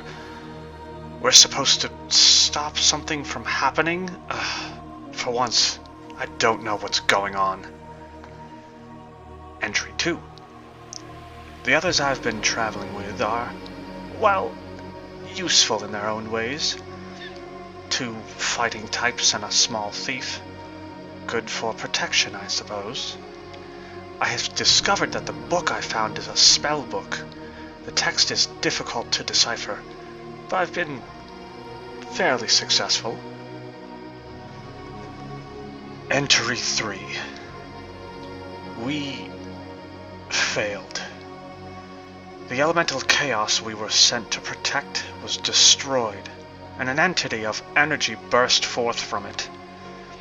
I am unsure of what this means, but I saw the impossible depths begin to freeze over.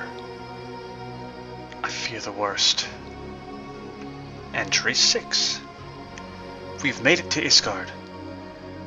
We need to get a job, to get credits, to get our ship fixed. Such things are beneath me. There are Tritons here. They might be able to tell me about the state of Vidalk. I must travel to Muspelheim, a city under the water. Entry 10. Minerva has sacrificed herself for our safe passage. Those mercenaries took her to their hideout. I don't think they know who they're dealing with, the fools. We know where they are, and we know how to hit them. I'm starting to enjoy these frivolous battles. Entry 15. We are returning to Isgard, having successfully retrieved Minerva, as well as gaining a few new allies. Captain Strang, Zinesi, and another Vidalkin, Vunisa. At this point I've taken a life, but I've also saved Cupric. Perhaps I should leave the heroics to the fighters. Entry 20. Now Plonk has been taken by the same entity that we released. This group's failures are outweighing the successes.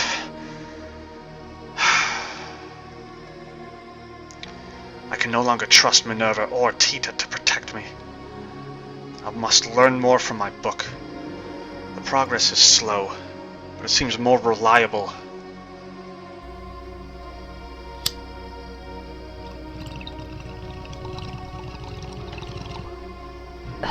So, what am I supposed to be doing again? Oh, right. Updating you about what I've been up to or whatever? Honestly, Green, a lot's been going on. I mean, I know I told you about my family already, and how I have my great-granddad T-Sip's pickaxe with me, cause I used to be an excavator back on Pandemonium. Yeah, I say used to, cause I don't know if I'll ever do that again. Been zipping around, actually, I don't even know where with this crew. Speaking of the group, they're fine, I guess. Not sure what I'm gonna do now, though, that Plonk is gone. She was my sidekick, you know? Used to carry her around everywhere with me. I mean, she was actually pretty frail and small. We got into so much trouble. Like that time we were messing around in the escape pod and then actually detached from the ship. Totally wild. Good thing I played that stellar video game so much, cause I feel like it kinda trained me how to fly that thing. Another thing that's far out is this totally hot girl I met. And by hot, I mean she was literally made of fire. So frail and sexy, Green. Totally burned me though. We messed around a few times and then she just took off on a stolen ship. Guess that's why her name's Bernadette. So, I know you know I love smoking moss and making bongs. Damn, come to think of it, I've broken 2 already since I've been here, Green. Lost Genevieve early. Rest in peace, Jenny. And Riz, oh, so stellar. Rizzoli, our time was cut so short, girl. Too short. Speaking of moss, I almost forgot. I got a little daring and bought this, other stuff. A spray. Totally crazier trip, Green. We were out at this nightclub. Got this totally stellar vest to wear. I look fresh as Frel in it.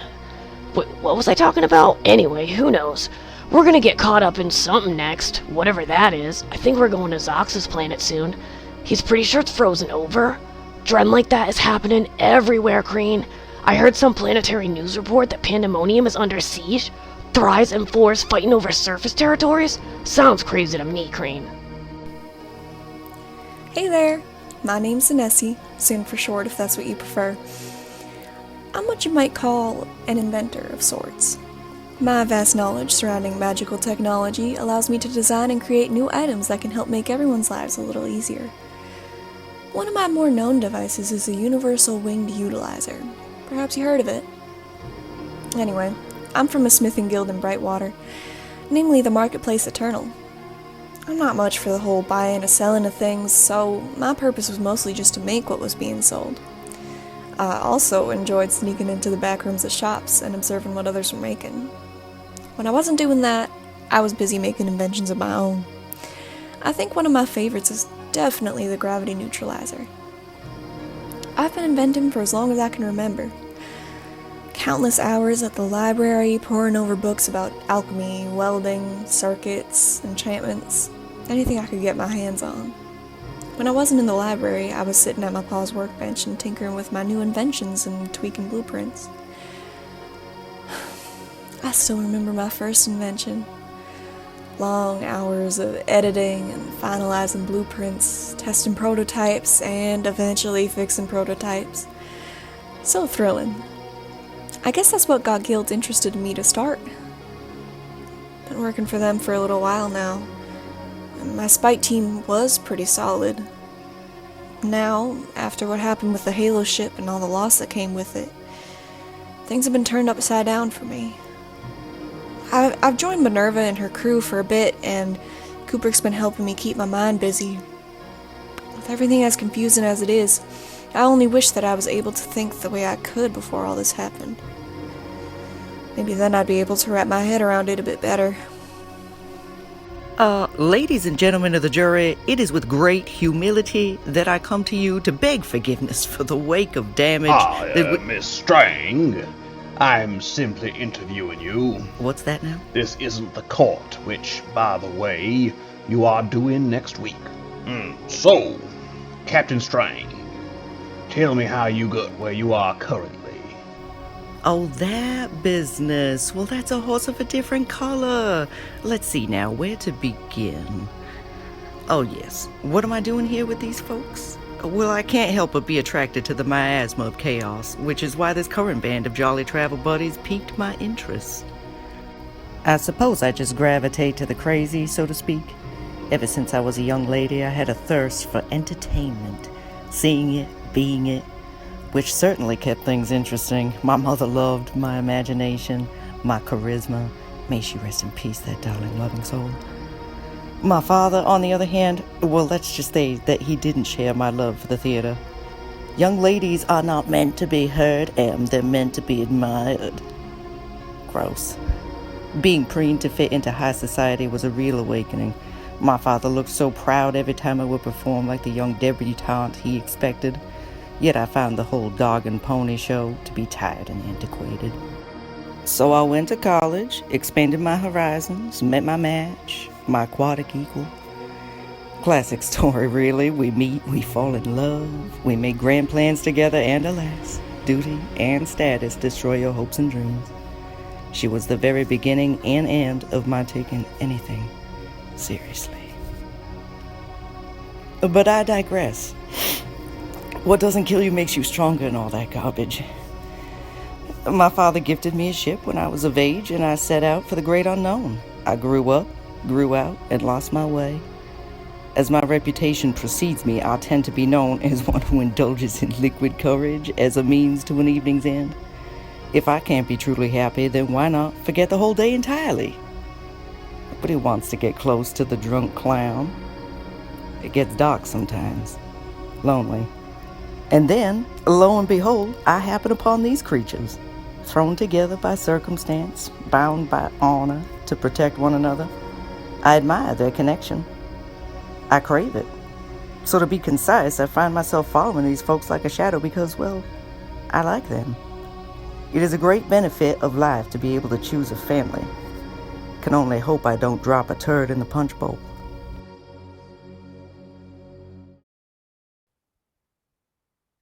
And welcome back, everyone. All right, so let's all jump right back into Zinesi and Cupric. So Kubrick is all right. Just give me a. Can you get yourself up these stones to the next level? Because I can just, I can get you up the next thing, but I need a break. I can try. All right. Yeah, just make an athletics check. Kind of try to pull yourself up the few stones that are there. Boy.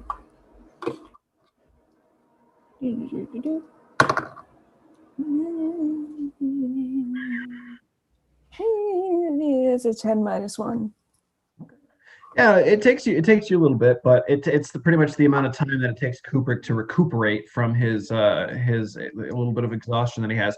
So yeah, the two of you can eventually you'll make it up there. You can kind of crawl your way over to the bookcase, and then he'll move that aside. All right, Zinesi, I'm gonna try to get us up there. Are you ready? Get ready to grab on just in case I lose my grip or something. Also, sure. Gurkis is very large. He's like real big. So. All right. Yeah, I was gonna ask you questions about that. What is our plan once we get there? I was leaving that up to you. I thought we were just gonna go talk to him. All right. Yeah. Because one was getting the medal, so we want to see what his dad's gonna do with it, right? That's what we were thinking. Yeah, but I don't know if we should be that obvious about why we're there, though. All right. Well, yeah. Let me just at least get you up there, and then figure out what we're gonna say. Oh, yeah. Cross that bridge when we get to it. Sure. All right. Here we go. So he gets you back up on the shoulders. Oh, all right. Yeah, I rolling lucky for him today. What a man. This time he's a bit slower. He's definitely more tired. For the second climb. But yeah, no, as you're going, you're hanging on to the back there, and he's just he has to take a break every once in a while and kind of have you kind of hold on to hold your weight for a second so he can fix himself and right himself, but he continues to make his way up. Yeah, somewhere in the middle of that, probably while he's taking a break, she's just gonna be like, can I just, and she'll take the hat off of him and put it on her head. Better. Oh, okay. Yep. Sorry, it was Sure. in the way. Oh, yeah, no, it's fine. It's whatever. I'm gonna keep going. So he's gonna continue his way up. Eventually, it does take some time, but eventually you get to the top of this ladder area, and there's a small alcove where there before it comes to a wall, and he's like looks like a wall. Very observant. Was there a wall before? I've never been. Minerva's been up here. She told me that we can come up this way, but I've never actually been up here. Yeah, all right. Awesome. Can you look around for if there's a door? Like, make a perception check. Cool. Or investigation, your choice. Oh boy. Doing so great tonight. That's a 9 + 2. Oh, 11. All right. No, it does take a bit of time. And you kind of start scanning the walls and feeling around, and eventually you do find there's a bit of kind of a protrusion slightly, and you kind of get closer and see, and it looks like it's almost some type of crystalline screen. Well, that looks fancy. Yeah. What would you like to do? Okay, so I found the door, but do we want to make a plan before we go in? It's probably a good idea. We don't know what we're going to see on the other side. Yeah. I'm ready. I'm ready for whatever, but I cannot walk. So yeah, well, I guess when I say I'm ready for whatever, I really mean I'm ready to carry you. So very valiant of you. Chivalry is not dead. So what I'm thinking is, when we go in there, are we going to be in his house? Yes, that's what she said. That's what Minerva said. We go like right into his kind of like foyer type area. I don't know. It's good. Leads to things. It leads to like the rest of his house one way and his shop the other way, I guess. I don't know. Yeah, all right. So I'm going in almost as blind as you are. Lovely. So there's a couple of different ways that I've thought of. One, we could be sneaky, but I cannot be sneaky. So that's eliminated. 2,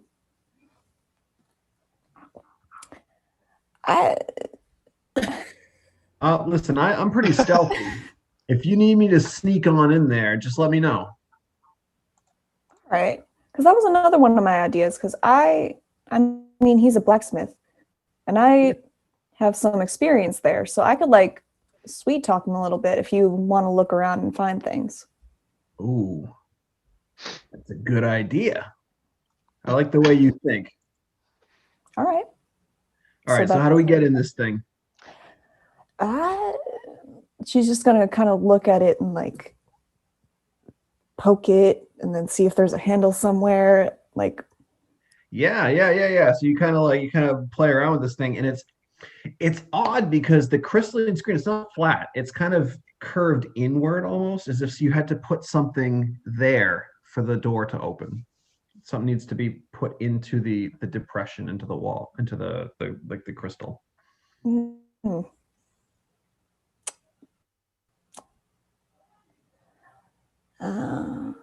Do we need a mask to do this?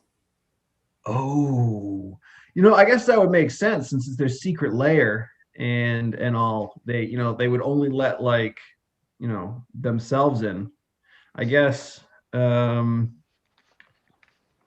So, oh boy, so we just climbed that ladder for nothing, huh? Yeah. Yeah, we did.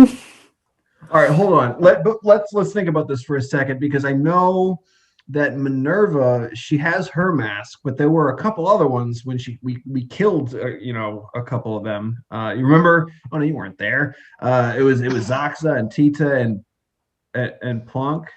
They they killed a couple of them. Minerva took the masks. I don't know what she did with them though. That was so illuminating. Thank you. Uh, oh Lord. Okay. We need a new plan. This isn't gonna work. You have something that can like blast through this? Maybe. Hold on. What could she do?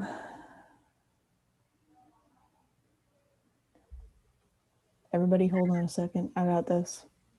Oh yeah. Yeah. Kubrick, as you're trying to think about what you could potentially do, and you start like fiddling through your bag to see what tools you have and such, he begins to do a similar thing to you and kind of like trace the outline of the door and like try. He looks like he's just trying to keep busy because he doesn't really know what he's doing. So yeah, he's just wasting time.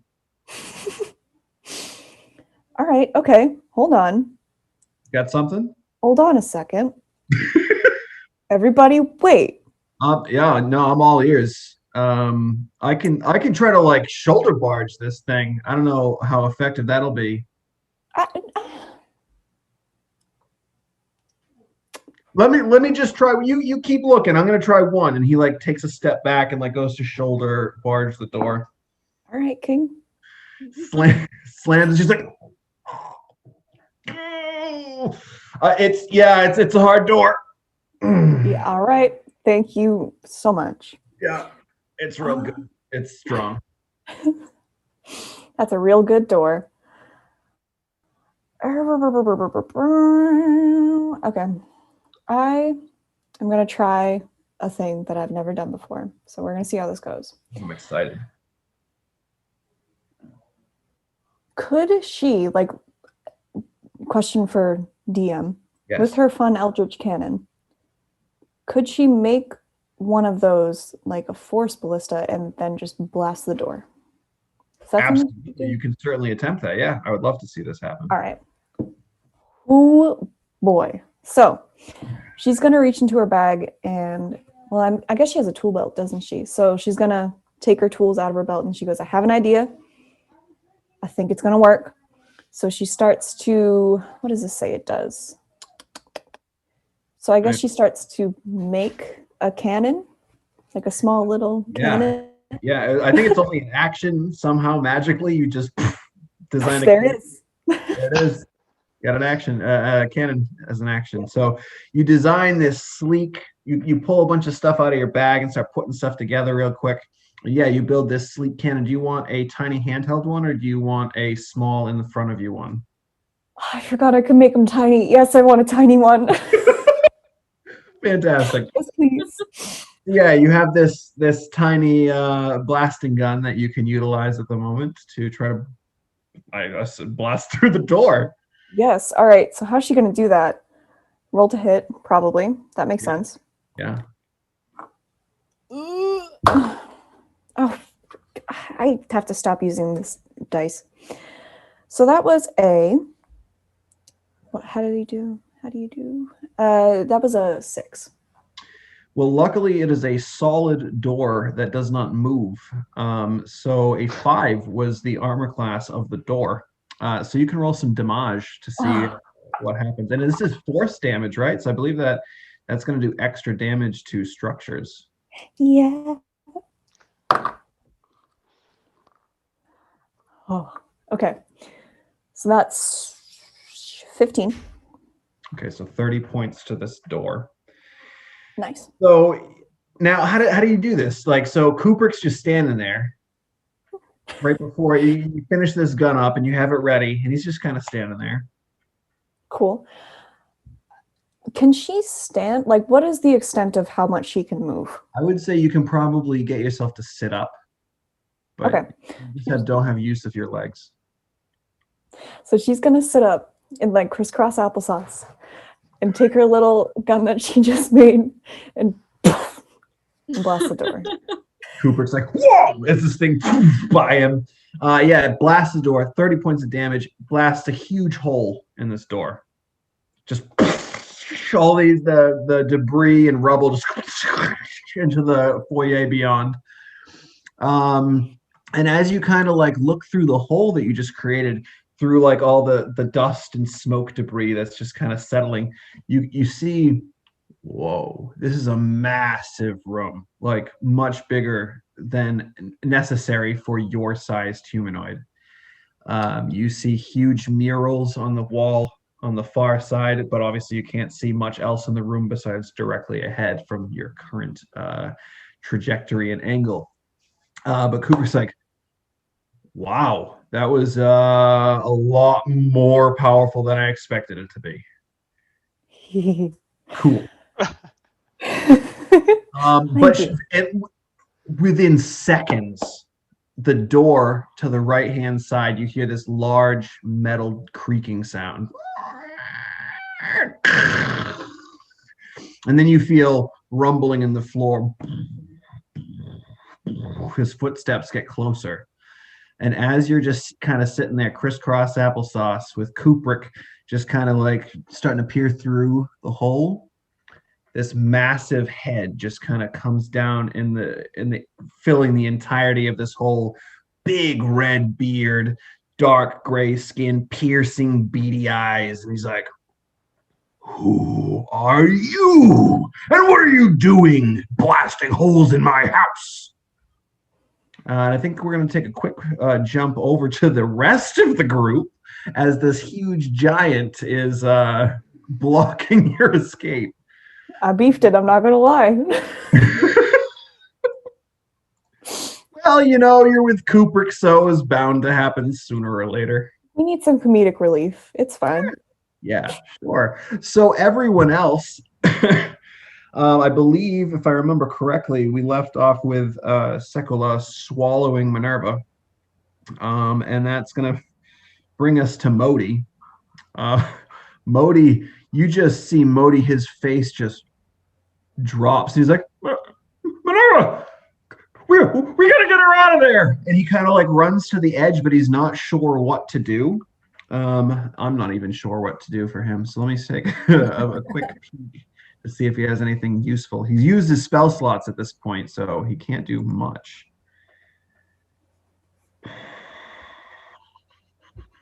He can't do much. He's just going to start blasting it with Eldritch Blast in front of him. That's a hit.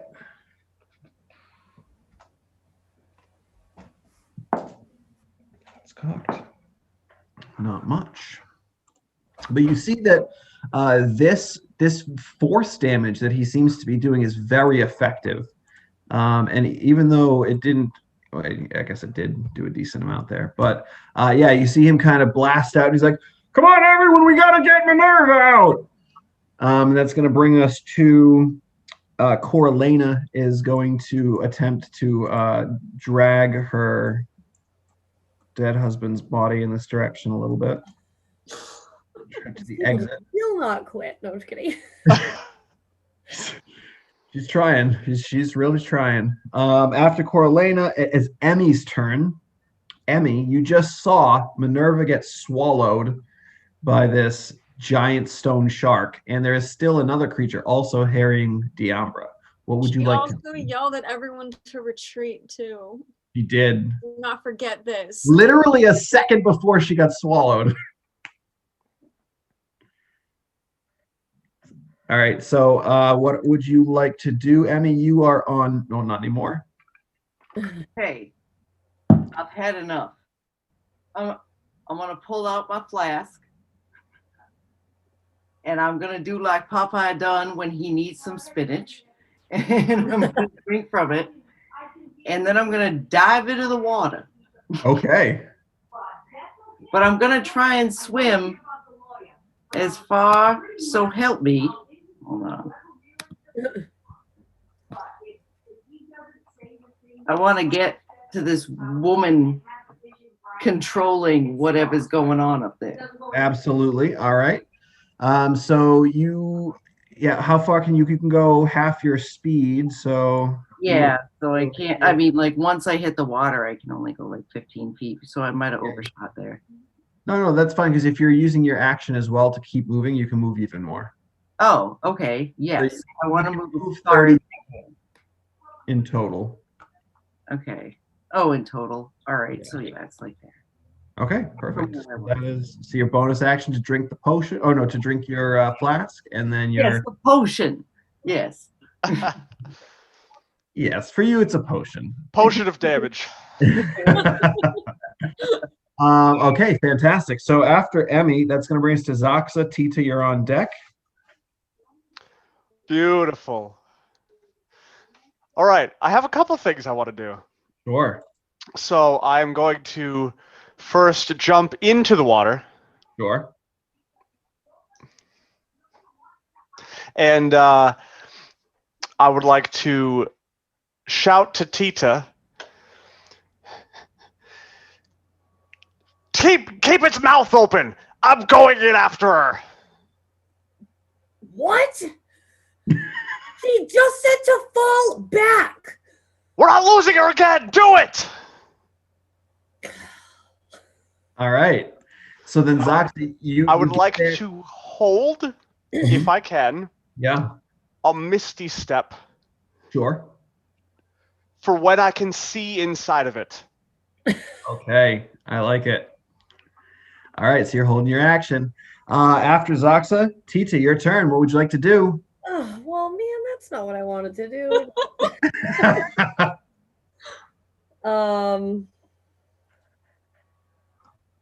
Could I stick my pickaxe just in his mouth to hold it open? You can certainly try. Absolutely. Make a let's do it. Make a either strength or athletics check, your choice. Try to get its jaw open to stick that in there. I will do an athletics check because that's better. Sure, yeah, by all means. 17 plus 4, so 21. I rolled a natural 1. Yes. So you get your claws in the jaws there.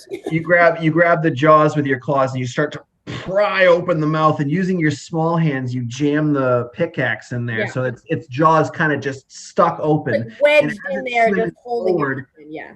At that point, Zaxa, you can see down its throat. Zaxa, I got it! Misty step. You misty step right inside of this shark's Oh, gullet. I got it. There we go. Well, I can make you disappear. Bloop. Hold on, where are you? Where are you?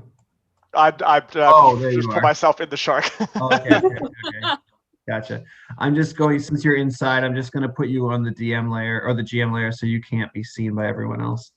But there you go. Boom. So I'm gonna leave it open after he jumps in. Okay.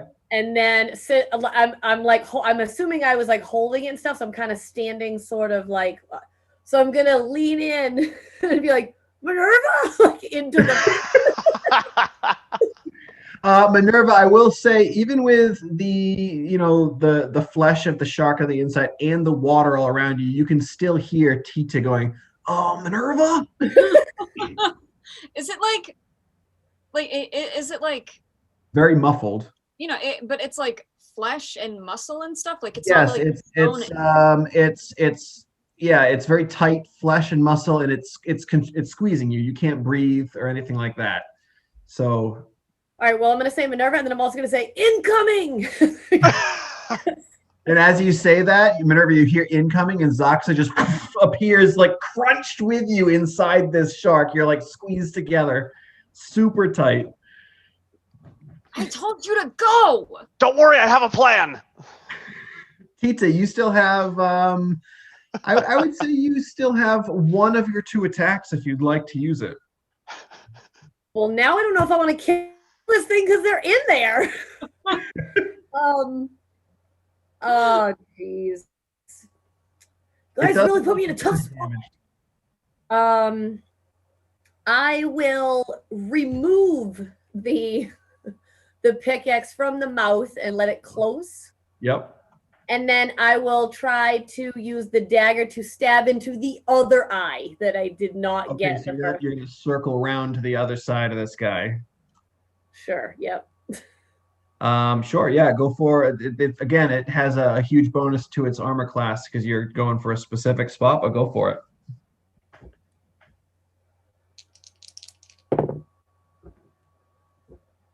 $17 and 16 plus 5, 21. Yep. Yes! All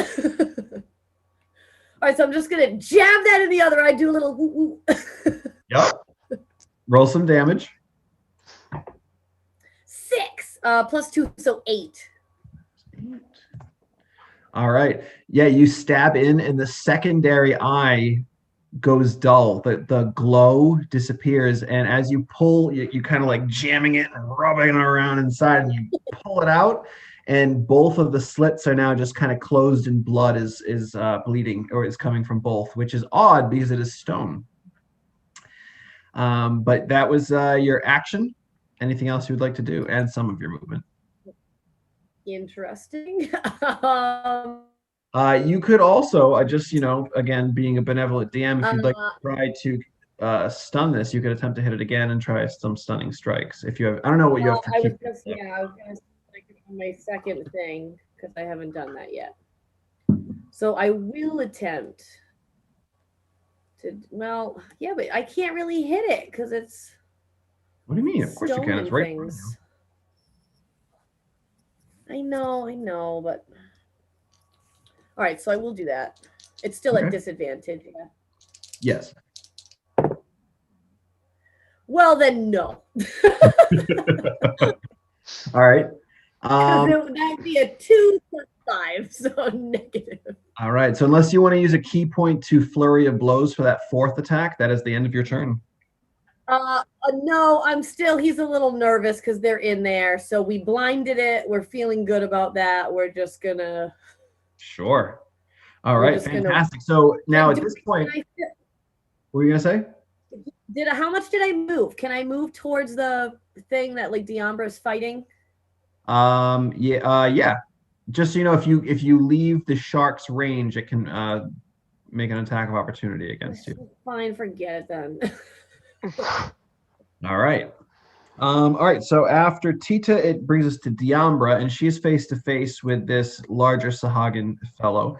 She's going to try to stab in. She does have advantage because he's still tangled in that net. The advantage isn't going to help too much, but it might. She's going to use her inspiration. There we go. That's a success. Almost max damage as well. Good stuff. All right, so we got. This thing's looking about half damage. It's starting to get pretty bloody. A little blood cloud is starting to appear in the water. After Diambra, it is its turn. It's just going to trade blows against her since it can't move at all. Try to stab in twice. Wow, that is absolutely terrible. Natural 1 and another failed attack. So it's trying. It's stuck in this net. It keeps getting tangled. Its arm and its spear and its trident and everything, and make any successful attacks. But the priestess is going to now try to utilize her spiritual weapon, her spiritual trident, to stab into Modron. And that's a miss. Modi's just, even though he's super old, he kind of just dodges out of the way. And that's going to bring us now to Minerva. You are inside of this shark. At the end of your turn, you will suffer some acid damage from the inside of its gullet. What would you like to do?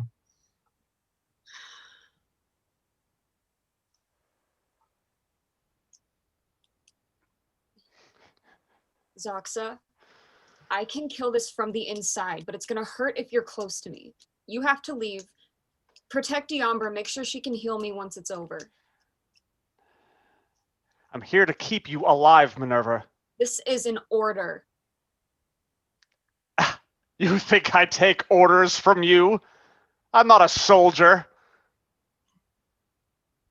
Well, I think that's probably all you got for speech there, Minerva.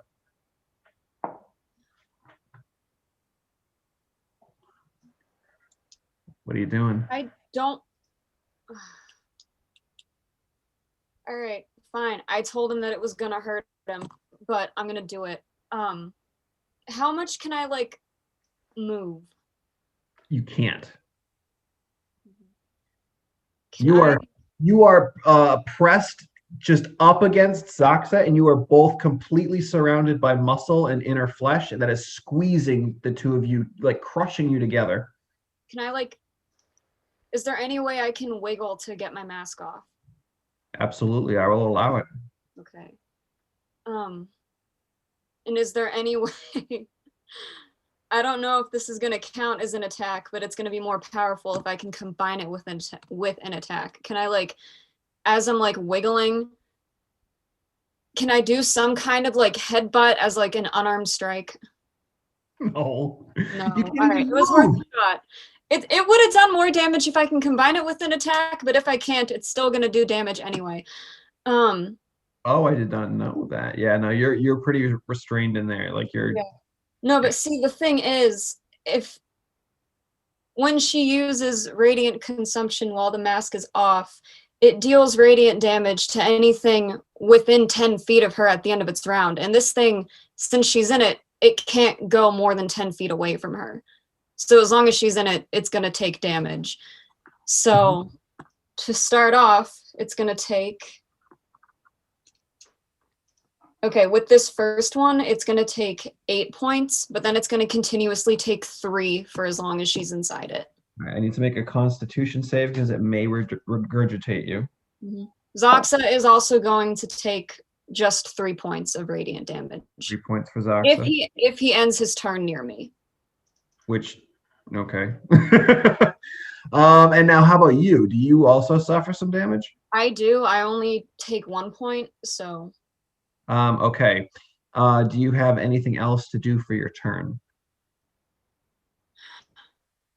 So you pull this, you finally wiggle your hand up just enough to pull the mask off, and Zaxa, you can immediately see inside this creature's gullet this pink fleshy innard, and it is this radiant light just kind of bursts out and kind of scars your face a bit. But yeah, the creature absolutely takes some damage, and you can feel like contractions in its stomach, but it wasn't enough to completely regurgitate the two of you. Anything else, Minerva? If I can get one last word in, she's going to address Zaxa and just say, go. Okay. After Minerva, it's Sekula's turn. Ooh, it's feeling pretty stuffed right now. Yeah, it's going to slightly shift. It's going to use its tail to smack Emmy, and it's going to use its jaw to try to bite Tita. Emmy does a 21 hit you? Yeah. Obviously, come on now. You are going to suffer 10 points of bludgeoning damage as this tail just kind of smacks you, and almost I'd say you probably get thrown like 5 feet further toward your destination. Oh, nice. Yeah, I think there's a positive in that. Thank you, sir. But Tita, the jaws come at you now. Natural 20. That is not a good situation. So let's see. You suffer 31 points of piercing damage. Great, because I have 21 hit points left. So you are now limp in its jaws as it's kind of like wriggling, and you have blood just starting to pool and cloud around you. Okay, after Sekula, it's Modi's turn. It doesn't look like things are going well down there. Can I heal anyone? Let me just see if this is a ranged thing, because if it is, then he's going to try to give you some hit points, Tita. How close is, oh shoot. Oh, within 60 feet. Tita, you get 4 hit points. Modi is 100% out of healing at this point. And yeah, that's going to bring us now to... So I'm at 4? You are at 4, yep. Coralina is going to try to continue to move. She's going to make some more distance toward the exit. After Coralina, that brings us back to Emmy. Okay. You just got smacked by the tail and thrown 5 feet closer to your destination. I'm still chugging. What would you like to do? It helped you out a little. Well, I can only move about that far. But I also would like to try and disguise myself. Can I look like one of these things? Do you have disguise self? Yes. Yeah, you can cast that as an action. You might have to lose a little bit of the distance that you made from walking, because you went full 30, right? Like meh. I would say a little. You could go a little further, maybe like. Meh. Yeah, sure. So then you action and you turn into one of them. You look exactly like one of them. Excellent. All right, fantastic. After Emmy, Zoxa, it is your turn. All right. I have a few choice words for Minerva. He's going to say, look, I can save us both and kill the creature without damaging anyone. Please don't do that again. And then he's going to immediately start casting Tiny Hut.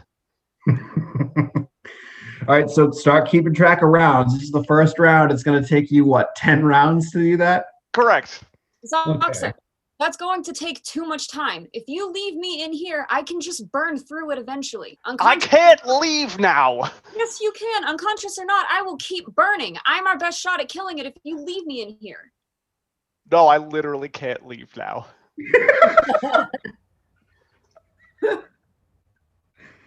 All right, 1 round done, Zoxa.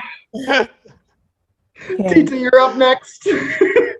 You're kind of laying on your back in his jaws. I'd say your 2 upper arms are free, but your 2 lower ones are within his jaws. What would you like to do? Well, clearly not much if he's chomping away at me. I mean, can I just try to get free? Like, what? Yeah, you can make either an athletics or an acrobatics check against its athletics. Okay. 16 versus its 9. You are able to pry its jaw open and loose yourself. Yes. What would... Well, actually, that was your action to do so. So you have a bonus action and a movement left. Can I? No, I can't do that as a bonus action, huh? No, you. If you don't attack, you can't use flurry of blows. No, I meant to like get away from him and not have an opportunity attack. Oh, is disengage one of the things you can do as a bonus action? As a monk, it might be. Nope, I just looked. Well, then, yeah, you just have to move. Okay, so then, wait, so I still have another action, so I can still try to attack. Well, no, they're in there. No, you use your action to get out of its mouth. So I guess nothing. I guess I'm just gonna do nothing. Okay.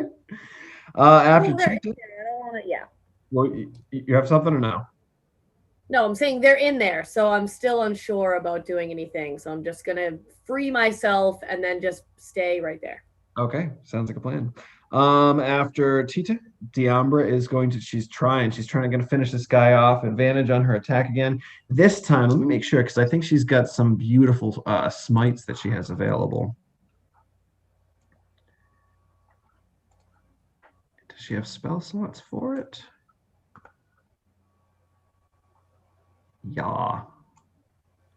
Okay, so she's going to, as a bonus action, cast Thunderous Smite. So you can see this almost like a force energy around her blade, around her spear, and then she's going to try to stab into this guy. Advantage. That is a natural 20. Oh boy, on a smite. Oh, he's dead. Yeah, she's gonna let's see. Yeah. Okay, so that's total 3 of these.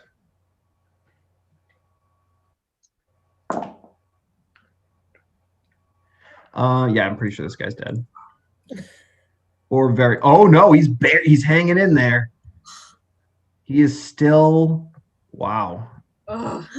Still going. He's got barely any hit points, but he's up, and it's his turn. And he's going to. Is he going to try to get out of the net? Yeah, he's going to use his first attack to try to. No, that wouldn't work. So he's just going to try to stab into Diambra. First attack hits. Second attack also hits. Oh boy.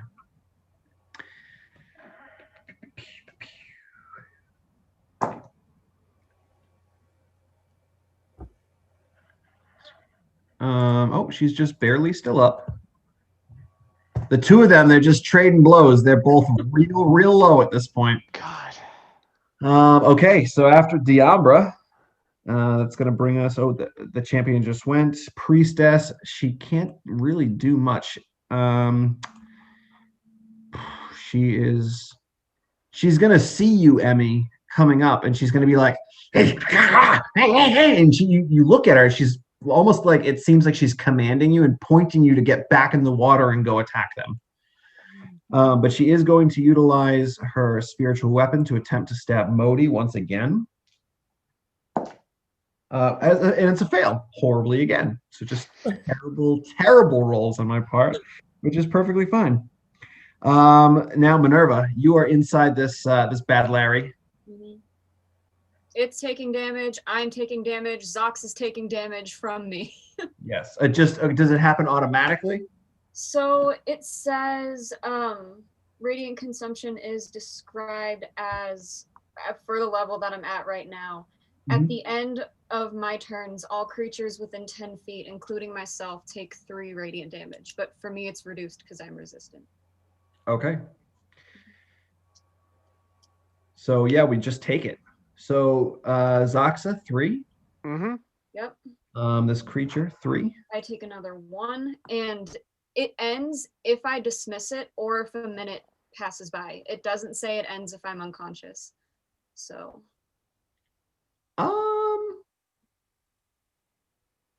I feel like it would if you're unconscious. Mm. I'm going to rule that it would end because you don't control it though. I don't control it. All right, yeah, we'll say it keeps going, sure. Like I feel like it would end if I died probably because then and after 3 rounds you will die because you're going to continue taking damage, which is going to give you failed death saves. But it's fine. Also, there's acid eating away at you, so have fun with that. It's fine. It's fine. Oh, by the way, Zoxa, at the end of your turn, you take some damage. Cool, I'm unconscious. Don't bother. You take 1 point of acid damage. Yes, I'm unconscious. Is it still my turn? It is.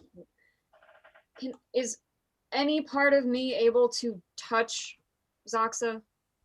Yeah, your arms are one of them now is up by your mask and the other one is kind of by your side. So you could definitely, he's pressed up against you and you can feel at first he's a little tense and he's kind of focusing, but then he takes that radiant damage from you and some acid damage and he just goes limp. All right, yeah, I'm gonna cast Cure Wounds. Okay. At 2nd level. Ooh, all right. You get 14 hit points back. Hooray. Wow. Not bad. All right, I believe that was your action. You can't really move. So anything else you want to do? Bonus action? Are you good? The mouth isn't open anymore, is it? At the moment, no. you saw a quick glimpse of light, or no, I guess not really light, but I guess like whatever, some slight light as Tita got the jaw open and rolled out of the jaw. You got a glimpse, and then it closed back down again.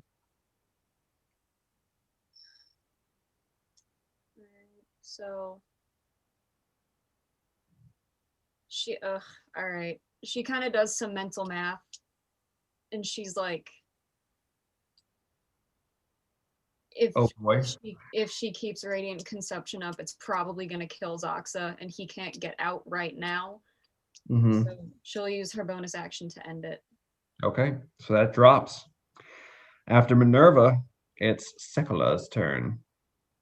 And this massive shark is going to, let's see, what is the situation? Fairly intelligent. Yeah, it is going to swim down toward Diambra over here and try to chomp on her while also hitting Tita with its tail.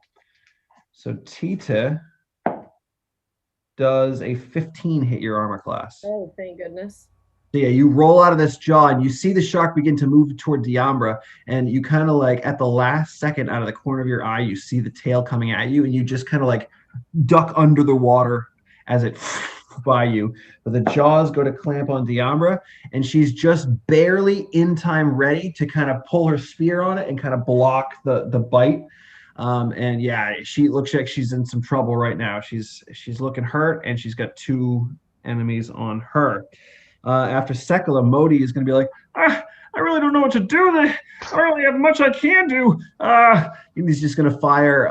He looking at he's pretty smart. Let me roll an intelligence check. Yeah. Looking at the 2 enemies, he's going to fire a blast at the one Sahagin that's left to try to end it. And that is going... does he have inspiration? No. He does! He does! Yeah! 8 on the inspiration die. All right, cool. That's cool. So yeah, you see a burst of energy blast out, and it is 1 point higher than necessary to destroy this Sahagin creature. And Minerva, you can feel, because you have it hunter's marked, that hunter's mark is now available to you once again. Nice. After this champion dies, it is going to, let's see, Coralina gets to the doorway and begins to exit out with her dying, or dead, I should say, dead husband, and we'll just say that they are gone. Gone. All right, at this point, Emmy, you are up. And you are swimming. You are looking like a Sahagin. It looks as though you don't understand it, it looked as though, and with your high passive insight, you get the idea that this priestess is yelling for you to get back in the water and fight. What would you like to do?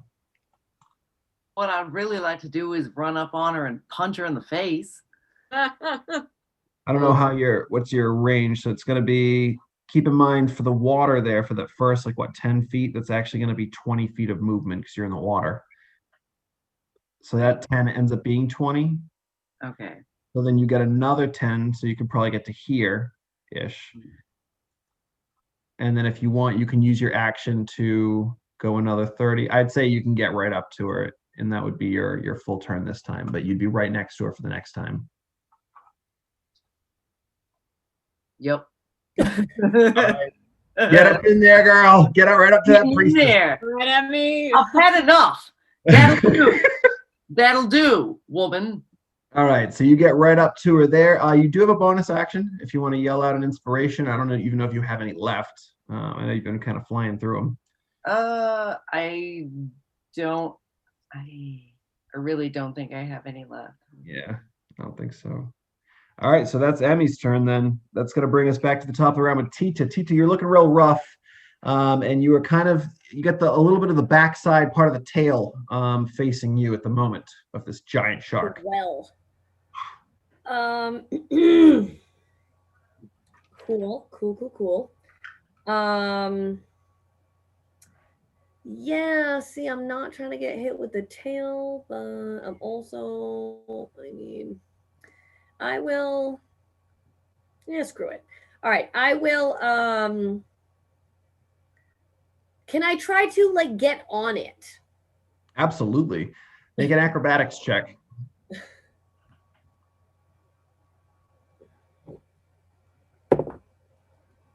18 plus 2, so 20 not natural.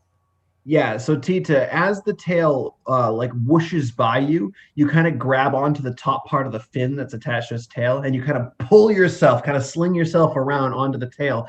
You're kind of like a cowboy using the hat, like woo, as this thing's like. All right, so yeah, that was you jumped on him onto it. What would you like to do now? Not much of anything. I think I'm just gonna pound on it and yell. I know she can't hear me, but I'm just gonna yell at Minerva just and be like, Minerva, come on, like get out of there. All I'm right, just gonna be so on it and just like pounding it. And then...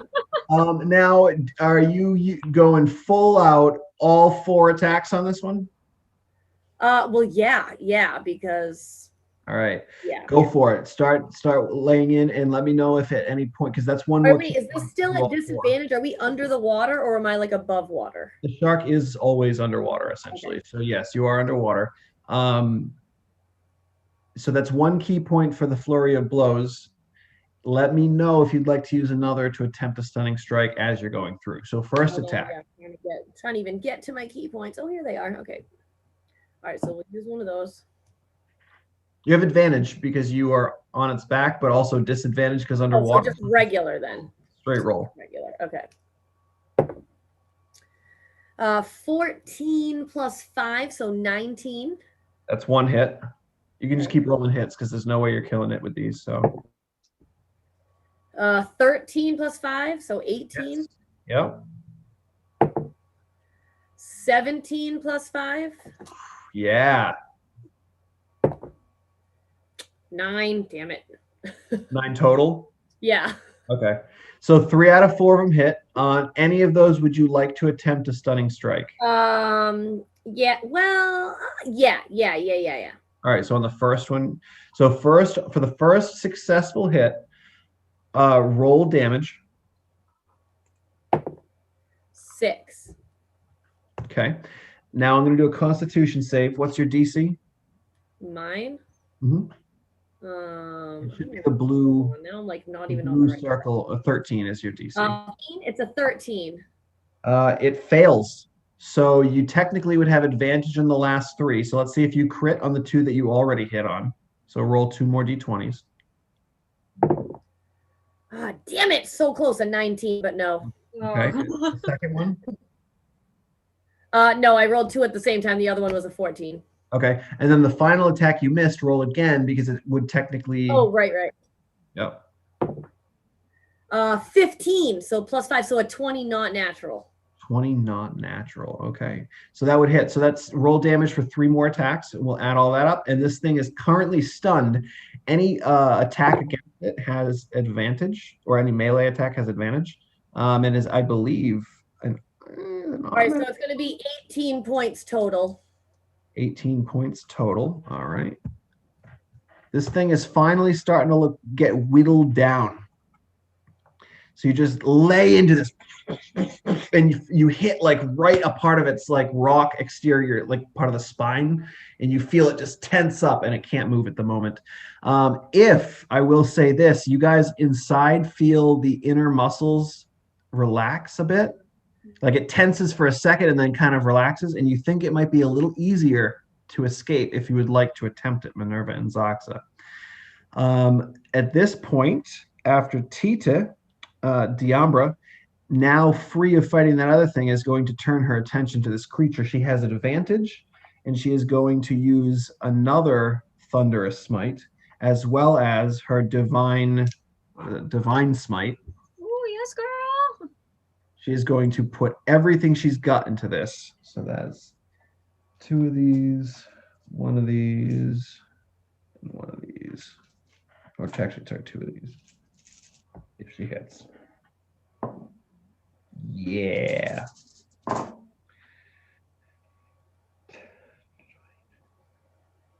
$27 points of damage in total as this sword just boom.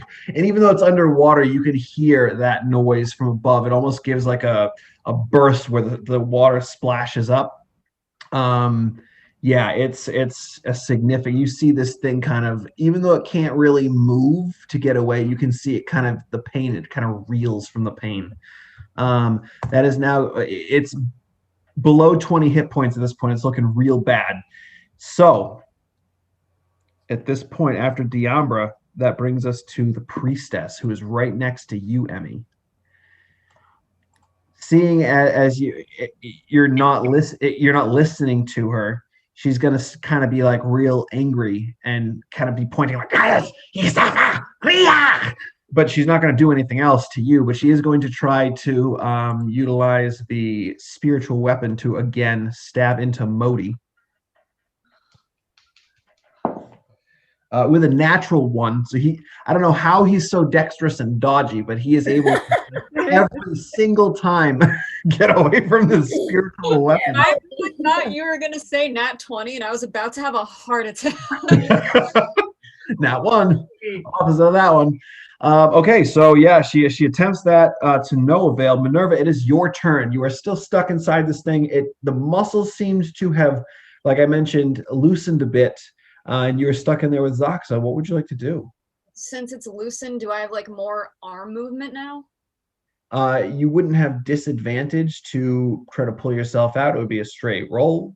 I would say that you definitely don't have room to swing a weapon, but you can easily move your arms close to your face or further down or whatever you're trying to do. Okay. Isn't Zaxa like closer to its mouth though? Like, wouldn't I not be able to get there? No, I'd say I teleported in, so I can climb in. Yeah, you two are kind of like just almost face to face. Like you're a bit taller than him, I think, because you're 6 feet. So you might just kind of barely be, your face is probably almost even with his forehead or something.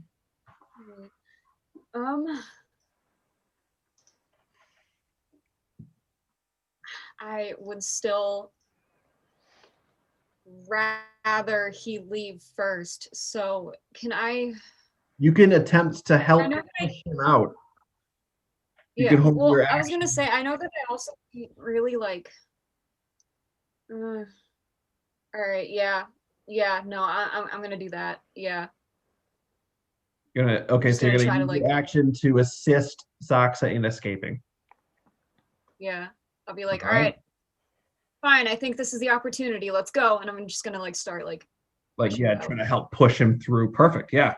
All right. So Sekala now is going to. I'm gonna do my bonus action to move it onto the shark for Hunter's Mark. Oh yeah, absolutely. Let me add that on there for you.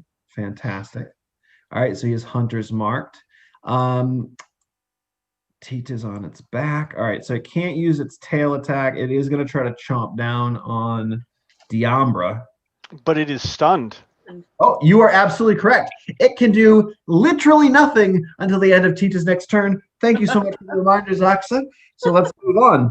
Oh, you guys are so welcome. Modi is going to kind of get into position, and he's going to aim down at Sekala as well with another Eldritch Blast. That is just barely going to hit for 2 points of damage. Fantastic. Okie dokie. So with that being completed, he doesn't have any bonus actions. Emmy, you got right up to this priestess, and she's looking at you with this confused face, and she's kind of yelling at you to get down there and fight. What would you like to do? I would like to punch her square in her stupid face. Yes. So I believe you have the Tavern Brawler feat. So I believe if you hit, instead of it being 1 plus your strength modifier, you get a D4 plus your strength modifier. So go ahead and roll to hit. Wait, one of my favorite. 2 hit and then the Yeah, you have to roll to see if you actually hit him in the face, and if you do, it's a D4 plus your strength modifier.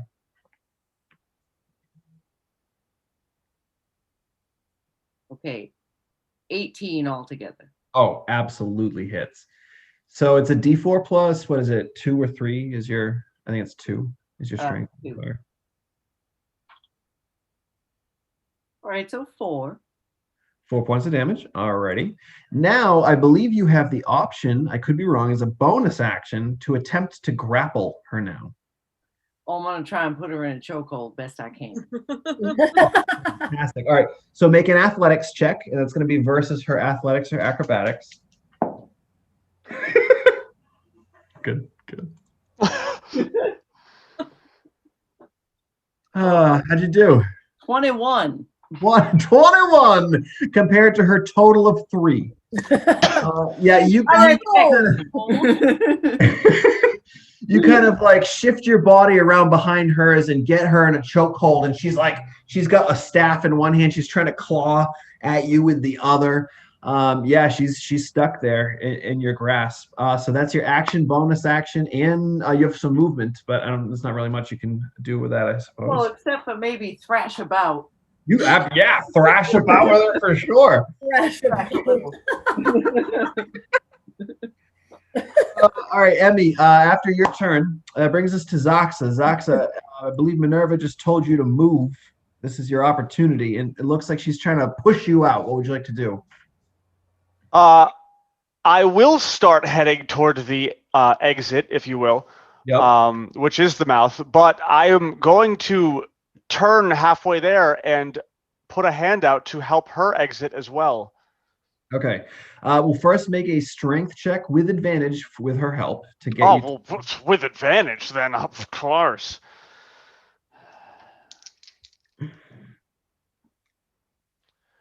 Okay, so that's with advantage. It was either a 6 or an 8. So 8. Yeah, yeah. Oh no, it was 7 and 9, so it's both -1, so 6 and 8. Oh. Okay. Yeah. So, yeah, sorry, I did the -1 ahead of time. You're trying to pull yourself out, but the interior is so slimy, and you're not able to get any good grips as you're trying to pull through. And Minerva's trying to push, but you're both so covered in acid and slime that it's no bueno. By the way, Minerva, you take 1 point of damage, and Zaxa, you take 2 for the acid that is eating away at you from the interior of its stomach. Perfect. So, Zaxa, unfortunately, you make a little bit of progress, but you do not make it to the mouth itself. Is there any way, since I'm helping, and this is a stretch, but since I'm helping, can I use some of my ifs for this? Sure. Yeah, why not? How many ifs would you like to give to Zaxa? Yeah, what do you want to bring the 8 up to? I want to bring it up to 16. I'll give you 8. Wow. Okay, that is absolutely enough. Zaxa, as you're kind of pulling yourself through, you can't really see much, but your hand eventually feels something sharp, and you kind of put your hand down and you can feel a row of teeth.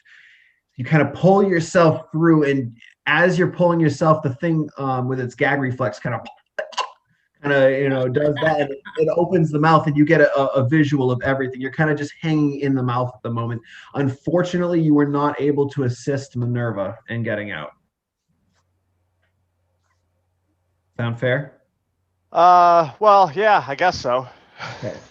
So is your action to some of your movement to get out. What would you like to do for bonus action, if anything? Would you like to kind of throw yourself out of the mouth with the rest of your movement? I'm going to stay there with a hand down its throat, trying to assist her. All right. Waiting for. I'm not leaving this shark without you. All right, I'm bringing you back into the fold here, Zaxa. You could have died on any other hill, and you chose this one. I didn't die on it the first time. I'm dying on it this time. As you can see, Zaxa is half sticking out of All right, perfect. So after Zoxa, that's going to bring us back to the top of the round with Tita. Tita, you're on top of this thing as it's wriggling around, trying to thrash you off. You can see half of Zoxa is sticking out of this thing at the moment. What would you like to do? It's looking pretty rough too, like especially where you were pummeling before. Your fist definitely, chipped away at some of the stone, the exterior stone. So what would you like to do? Well, that seemed to work so great last time, so I'll probably just continue to pummel. Yeah, by all Like, means. yeah, Zoxa! Like, because I can see whatever. What is coming? Well, this is his feet. Is it actually his feet coming out first, or is it his head? Oh, it is actually my feet.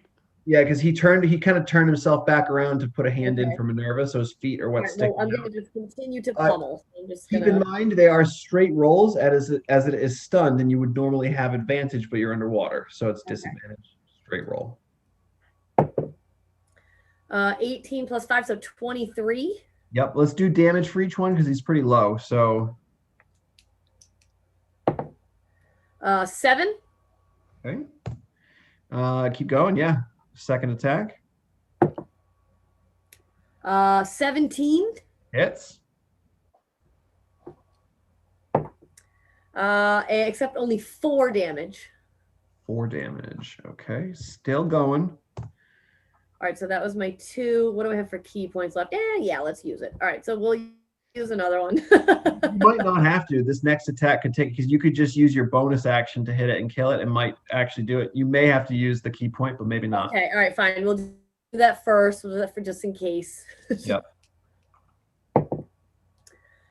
Negative, because that was a 2. So that didn't... Nope. Not gonna hit. Well, it was a 7, but it was really a 2, so no. No. So do you want to use that key point? Yeah. Sure, go for it. 19 plus, so 24. Yeah. Well, lots of damage. That would be 7 damage. How do you want to kill it? It's dead? Yes. Well, I mean, I'm riding it like one of those like, bar saddle things. So like, I feel like I would just kind of like King Kong it instead of like beating on I'm like my little arms are beating on my chest, my big arms are like beating. Yes. Like yeah. So yeah, I'm basically just gonna pummel it to death and probably throw out like a yeehaw and just Yeah. Hey. So Minerva, you feel this thing go completely limp, and as you do, you can feel as you're falling, like the whole thing is just sinking to the bottom of this wherever you are, this cavern. Yeah, I guess we'll continue in order until you are safe. So that is there anything else you'd like to do, Tita? You have movement. This thing you can either hold on to it and sink to the bottom with it, or you can kind of jump off and let it fall without you. Well, how deep is it? Make a perception check.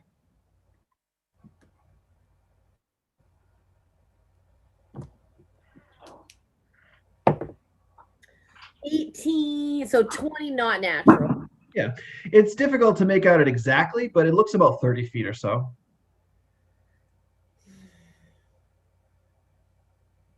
I'll write it down for a little bit. Yeah, sure.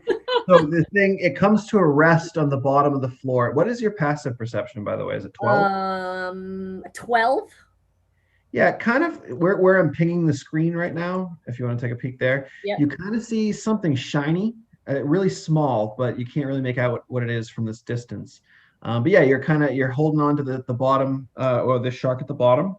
Okay. And after Tita, Diambra is going to now. Zoxa, correct me if I'm wrong. You're still in the mouth of this thing. That is correct. All right, she is going to swim down to where, well, as far as she can get, to take her whole. Yeah, she's gonna get down there, and she's just gonna put her hands on you as if ready to pull once you have Minerva's hand. Perfect. After Diambra, it's the priestess's turn. The priestess is going to try to claw you, to try to get you off of her. Emmy, So that is going to be a 14 to hit. It hits me. Oh yeah, just so everyone is aware, I have deleted the shark because it is dead. I can throw it back in. I don't think it's necessary as they're just trying to pull people out of it. So I figured I'd leave it like that. However, sorry, what was she's clawing, so that was definitely a hit. So it's going to be 4 points of slashing damage. She kind of like gets her claws behind your neck and starts to rake down. You can feel the blood starting to pool behind your head. But that is she actually as a bonus action, she's going to continue to command her thing there. She's going to try to stab Modi once again, see if he can dodge out of the way. No, not this time. Max damage too. Ooh, jeez. All right, yeah, everyone's looking real rough, it seems. All right, so that was the priestess. Minerva, it is your turn. You can kind of see, or not see, but you can, as you're kind of like reaching around, you can feel Zox's hand in there. I also feel where my mask is. Yeah, I would say it's probably still in your other hand. Okay. All right. Oh, I wasn't sure if I actually took it off or if I just like wiggled it off. Yeah, I feel like you probably used your hand to kind of just pull it down. Okay. You couldn't really move your hand any other way. Okay, so that's gonna go back on immediately. And I will take Zox's hand and try to climb out. All right. With Diambra and Zox's help, you have advantage on an athletics or strength check, your choice, to climb your way out. Nat 20. Yeah, nice. So Zoxa, you feel Minerva's hand, and with Diambra's help, the two of you begin to pull, and eventually Minerva comes sliding out with the three of you. And you can, as Minerva, as you get pulled out by the two of these, and you kind of right yourself, you look back, you see Tita riding the shark's fin. All right. So Minerva, anything else? I think that's really all you could probably do in your turn. That's your full action. You want to get some movement to get out if you'd like. Up to you. Yeah, I'll start swimming up back towards the surface, I guess, because that's the only way I can go, really. So as you do that, Emmy has this priestess grappled, so Modi is going to fire a Eldritch Blast at it with advantage. Oh my God, no, Modi, no. I rolled 2 4s, so that's not going to happen. All right, so after Modi, Emmy, it's your turn. Got her grappled. Now, keep in mind, you can be merciful. You don't have to kill this thing. She's the only one left. You could use it for information, possibly. You could kill her. It's up to you. Whatever you want to do.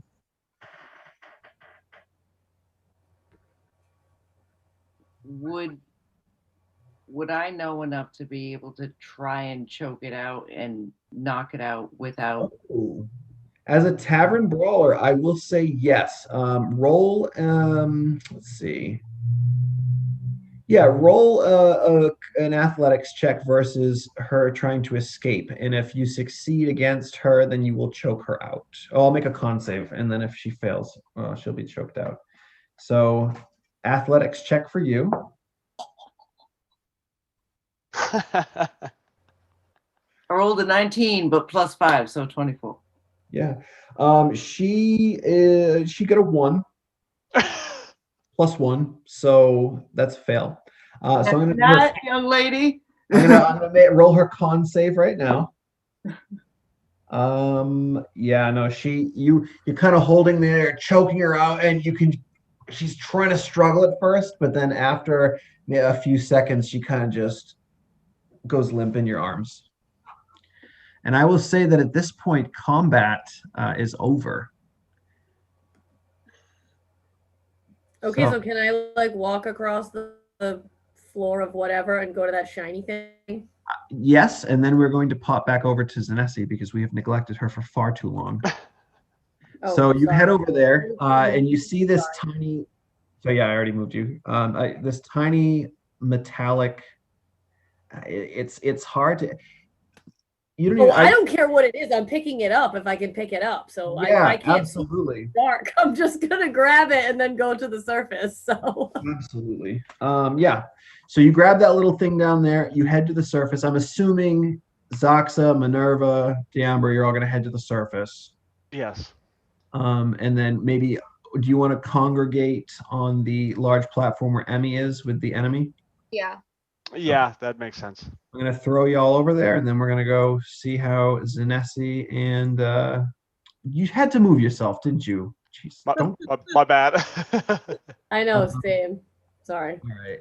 Everyone is up there. Yeah, let's jump over to Cupric and Zinesi now. So at this point, Zinesi, you and Cupric, you are kind of, well, you're sitting and he's standing, kind of looking out this hole, and you see this huge head kind of poking through. And yeah, this giant. What is the meaning of this? And Cupric is just like frozen in place. What would you like to do? Funny story when you get into it. Trust me, it's hilarious. So I heard about you through the grapevine, and I was thinking, you know, I like to make an entrance, that's for sure. And I thought I might be of use to you. Use? Yeah, well, you What see, use do you think that you? What use would you, someone so tiny, be to me? good point. I see what you're saying. Hear me out. She is sweating like bullets. Well, you see, I have my little cannon. They can be bigger, but I like to make things, and specifically weapons. So I heard that you were also in that business. I know a thing or two about smithing, and I was just, like I said. So you decided to make something to destroy my home? And he kind of moves back a little bit, and you just see a giant hand come in and kind of grab you and lift you out. Your legs are just kind of dangling there, and he's kind of holding you in his hand, just staring at you. He destroys more of the door in the process. Yes. He doesn't care. Cupric is like shaking, and he goes to like pull his rapier, but he's just like doesn't know what to do. Oh, Cupric. Well, What are you doing, Zin? With a sword. I beefed this so bad, boys. What all right, were you doing in my son's lair? That was purely coincidental, I assure you. Is that so? And his eyes kind of narrow at you. Listen, if you're going to kill me, just do it now. You can switch me if you want. Well, I'm not really that type of being, but I will most certainly put you in front of my son, and I'm sure he would not hesitate. Cool. I've met him before. He seems like a great guy. You did a great job raising him. Oh. Now, are you saying this? Actually, I'm going to make an insight check. Are you saying this genuinely? I am saying whatever I can so that he won't push me. Yeah, but how are you intending it? Genuine or sarcastic? Yeah, I'll be genuine. Okay. I rolled a natural 20 for his insight. Okay, cool. And he looks at you and he's like, he's a good kid. Yeah. Seems like he's got his morals in line. Well, he strays from the path at times, but yeah, he's not bad. Yeah. But that still doesn't explain what you're doing in his lair. Yeah, that's... You want to have a conversation under different circumstances? Maybe not while I'm... His grip tightens on you slightly, and he just kind of narrowly stares at you. All right, yeah, that's a no. I'll take it. Awesome. So...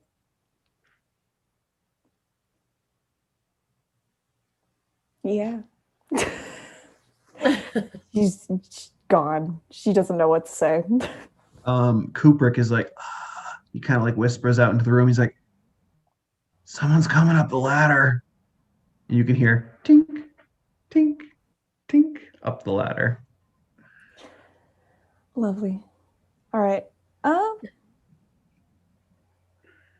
Yeah, well, it looks like we have more company. So if you would like to do with that what you will, might be your son. What a lovely man. Yeah, he kind of turns his head to look into the darkness. And as the sound is getting louder, and I'm assuming that you're kind of peering over there as well, you can see as the sound is getting louder, there's this slight orange glow that begins to get brighter and brighter and brighter until you see this fiery hair and beard protrude with a similar mask that you've seen before. And the imposing figure of one steps up through the hole facing Cupric. And Cupric is like, this is a bad idea. Bad idea. And he begins to step back toward the entrance, kind of where you are at this point. So yeah, what would you like to do?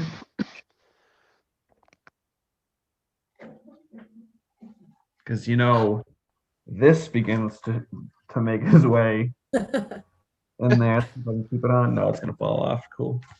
It's okay. Nope. And Not there he is now. not working. Just hold it there. Yeah. So he's like, what is the meaning of this? What have you done to our secret lair's entrance? I may have miscalculated and made a mistake. I will own up to that. That was my bad. I apologize. I can fix it. He just pushes Cupric, like slams him against the wall and steps into the room. Father, why would you allow these intruders to stay alive? I said he could squish me. Gurkis is like, well, now, son, you know that I would not harm them. That is your job. And he just puts you back down in the ground, Zin, and says, I will leave you to your business. And he begins to turn and head back to his shop, leaving one facing you, sitting on the floor. Why would you come to see my father? What are you doing up here? Well, you see, with the rest of the crew gone, I had nothing else to do. So, I was talking to Cupric, and he told me that your father was a blacksmith, and I thought maybe, well, I could find something to do here. I admit, blasting the door open was a bit of a stretch on my part. Probably shouldn't have done that, but I can fix it. You better. Because I don't know how a coward and a cripple are going to help me get my wife back. That is the other thing I wanted to talk to you about. So, yes, I am a cripple. And he may be a coward. I don't think so, but that's okay. You can have your opinion. He's like shaking in his boots. But I was thinking maybe we might be up for helping, perhaps, if it means that we don't die and are not squished by your very big and scary father. Yeah, you better watch out for that. Well, I suppose you should probably leave here. For I'm assuming that you'd be coming with us when we go to find Nogati. Cupric kind of, yes, I'm the pilot. I'll be there. So, yeah. Yeah. So, if I have to deal with you and your weak selves, then I'll have to make sure that my father makes something that will assist you, make it so that you die so easily. Oh, me? Yeah, you. If I got that already, Chief. Work with you, then I make sure that you survive at the very least. I got that already. I got a wheelchair and it can do some things and I can make it do more things. I just couldn't bring it up here. Clearly can't do enough if it's not with you right now. I can do more than just that. Leave us. And he kind of points to have the two of you go back down to the lair. I have to discuss some things with my father. Okay. Bye. She can't really go anywhere, so she's just gonna like butt scoot. He literally stands there waiting for Cupric to assist you, or for you to just start crawling your way back over to the door. I can't decide which I want her to do. She's either butt scooting or she like rolled onto her side and just kind of rolling out. Yes. Cupric will kind of close the distance a bit, and he'll kind of put out a hand. He's like, you want to get back up on my shoulders, or? Yes, please. Okay. So yeah, he throws you up on his shoulders. He begins to descend down. And let me make a quick athletics check, make sure it doesn't fall. Can you make a dex save? Oh boy. Can I? Oh. Aha. That's a 9 + 2. He's climbing down, and you can see you're obviously like holding on around his neck, and you can feel just the drips of sweat pouring down. His hands get too slippery, and he just lets go. And he tries to grab on. He's unable. And what was your roll? An 8? A 9? 11. 11. I would say you start to plummet with him. At the last second, right before you hit the ground, you're able to get one arm up to grab. It's going to reduce your damage a little bit, but yeah, you're definitely going to take some. It's a high ladder. Ooh, that was a spicy hot mess. Oh yeah. So that is 12 points in total. You get reduced to 6, but Cupric takes the full 12 because he was not able to grab on. But yeah, he's just laying there now, like. Oh, and because you grabbed on, you're probably on top of him at the moment, and he's just like, oh, this is uncomfortable. At least we're not dead. Yeah, sorry, that's my bad. What? What? Like, yeah, it's really hot, and I've been sweating. I'm sorry, I had to carry you. I've been sweating, and I just lost my grip on the bars, on the rungs, and That's not what I was talking about. I was talking about the big giant and his fiery son, but that's okay. What about them? We very much could have died just now. Yeah, that was not good. Yeah. You should probably not deal with that situation again until Minerva's back with everyone. Yeah. What do you want to do? You want to go back to the ship, or? Gotta go somewhere. I mean, I don't know.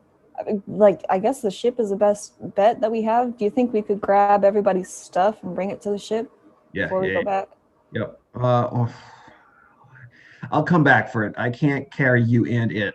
Yeah, definitely.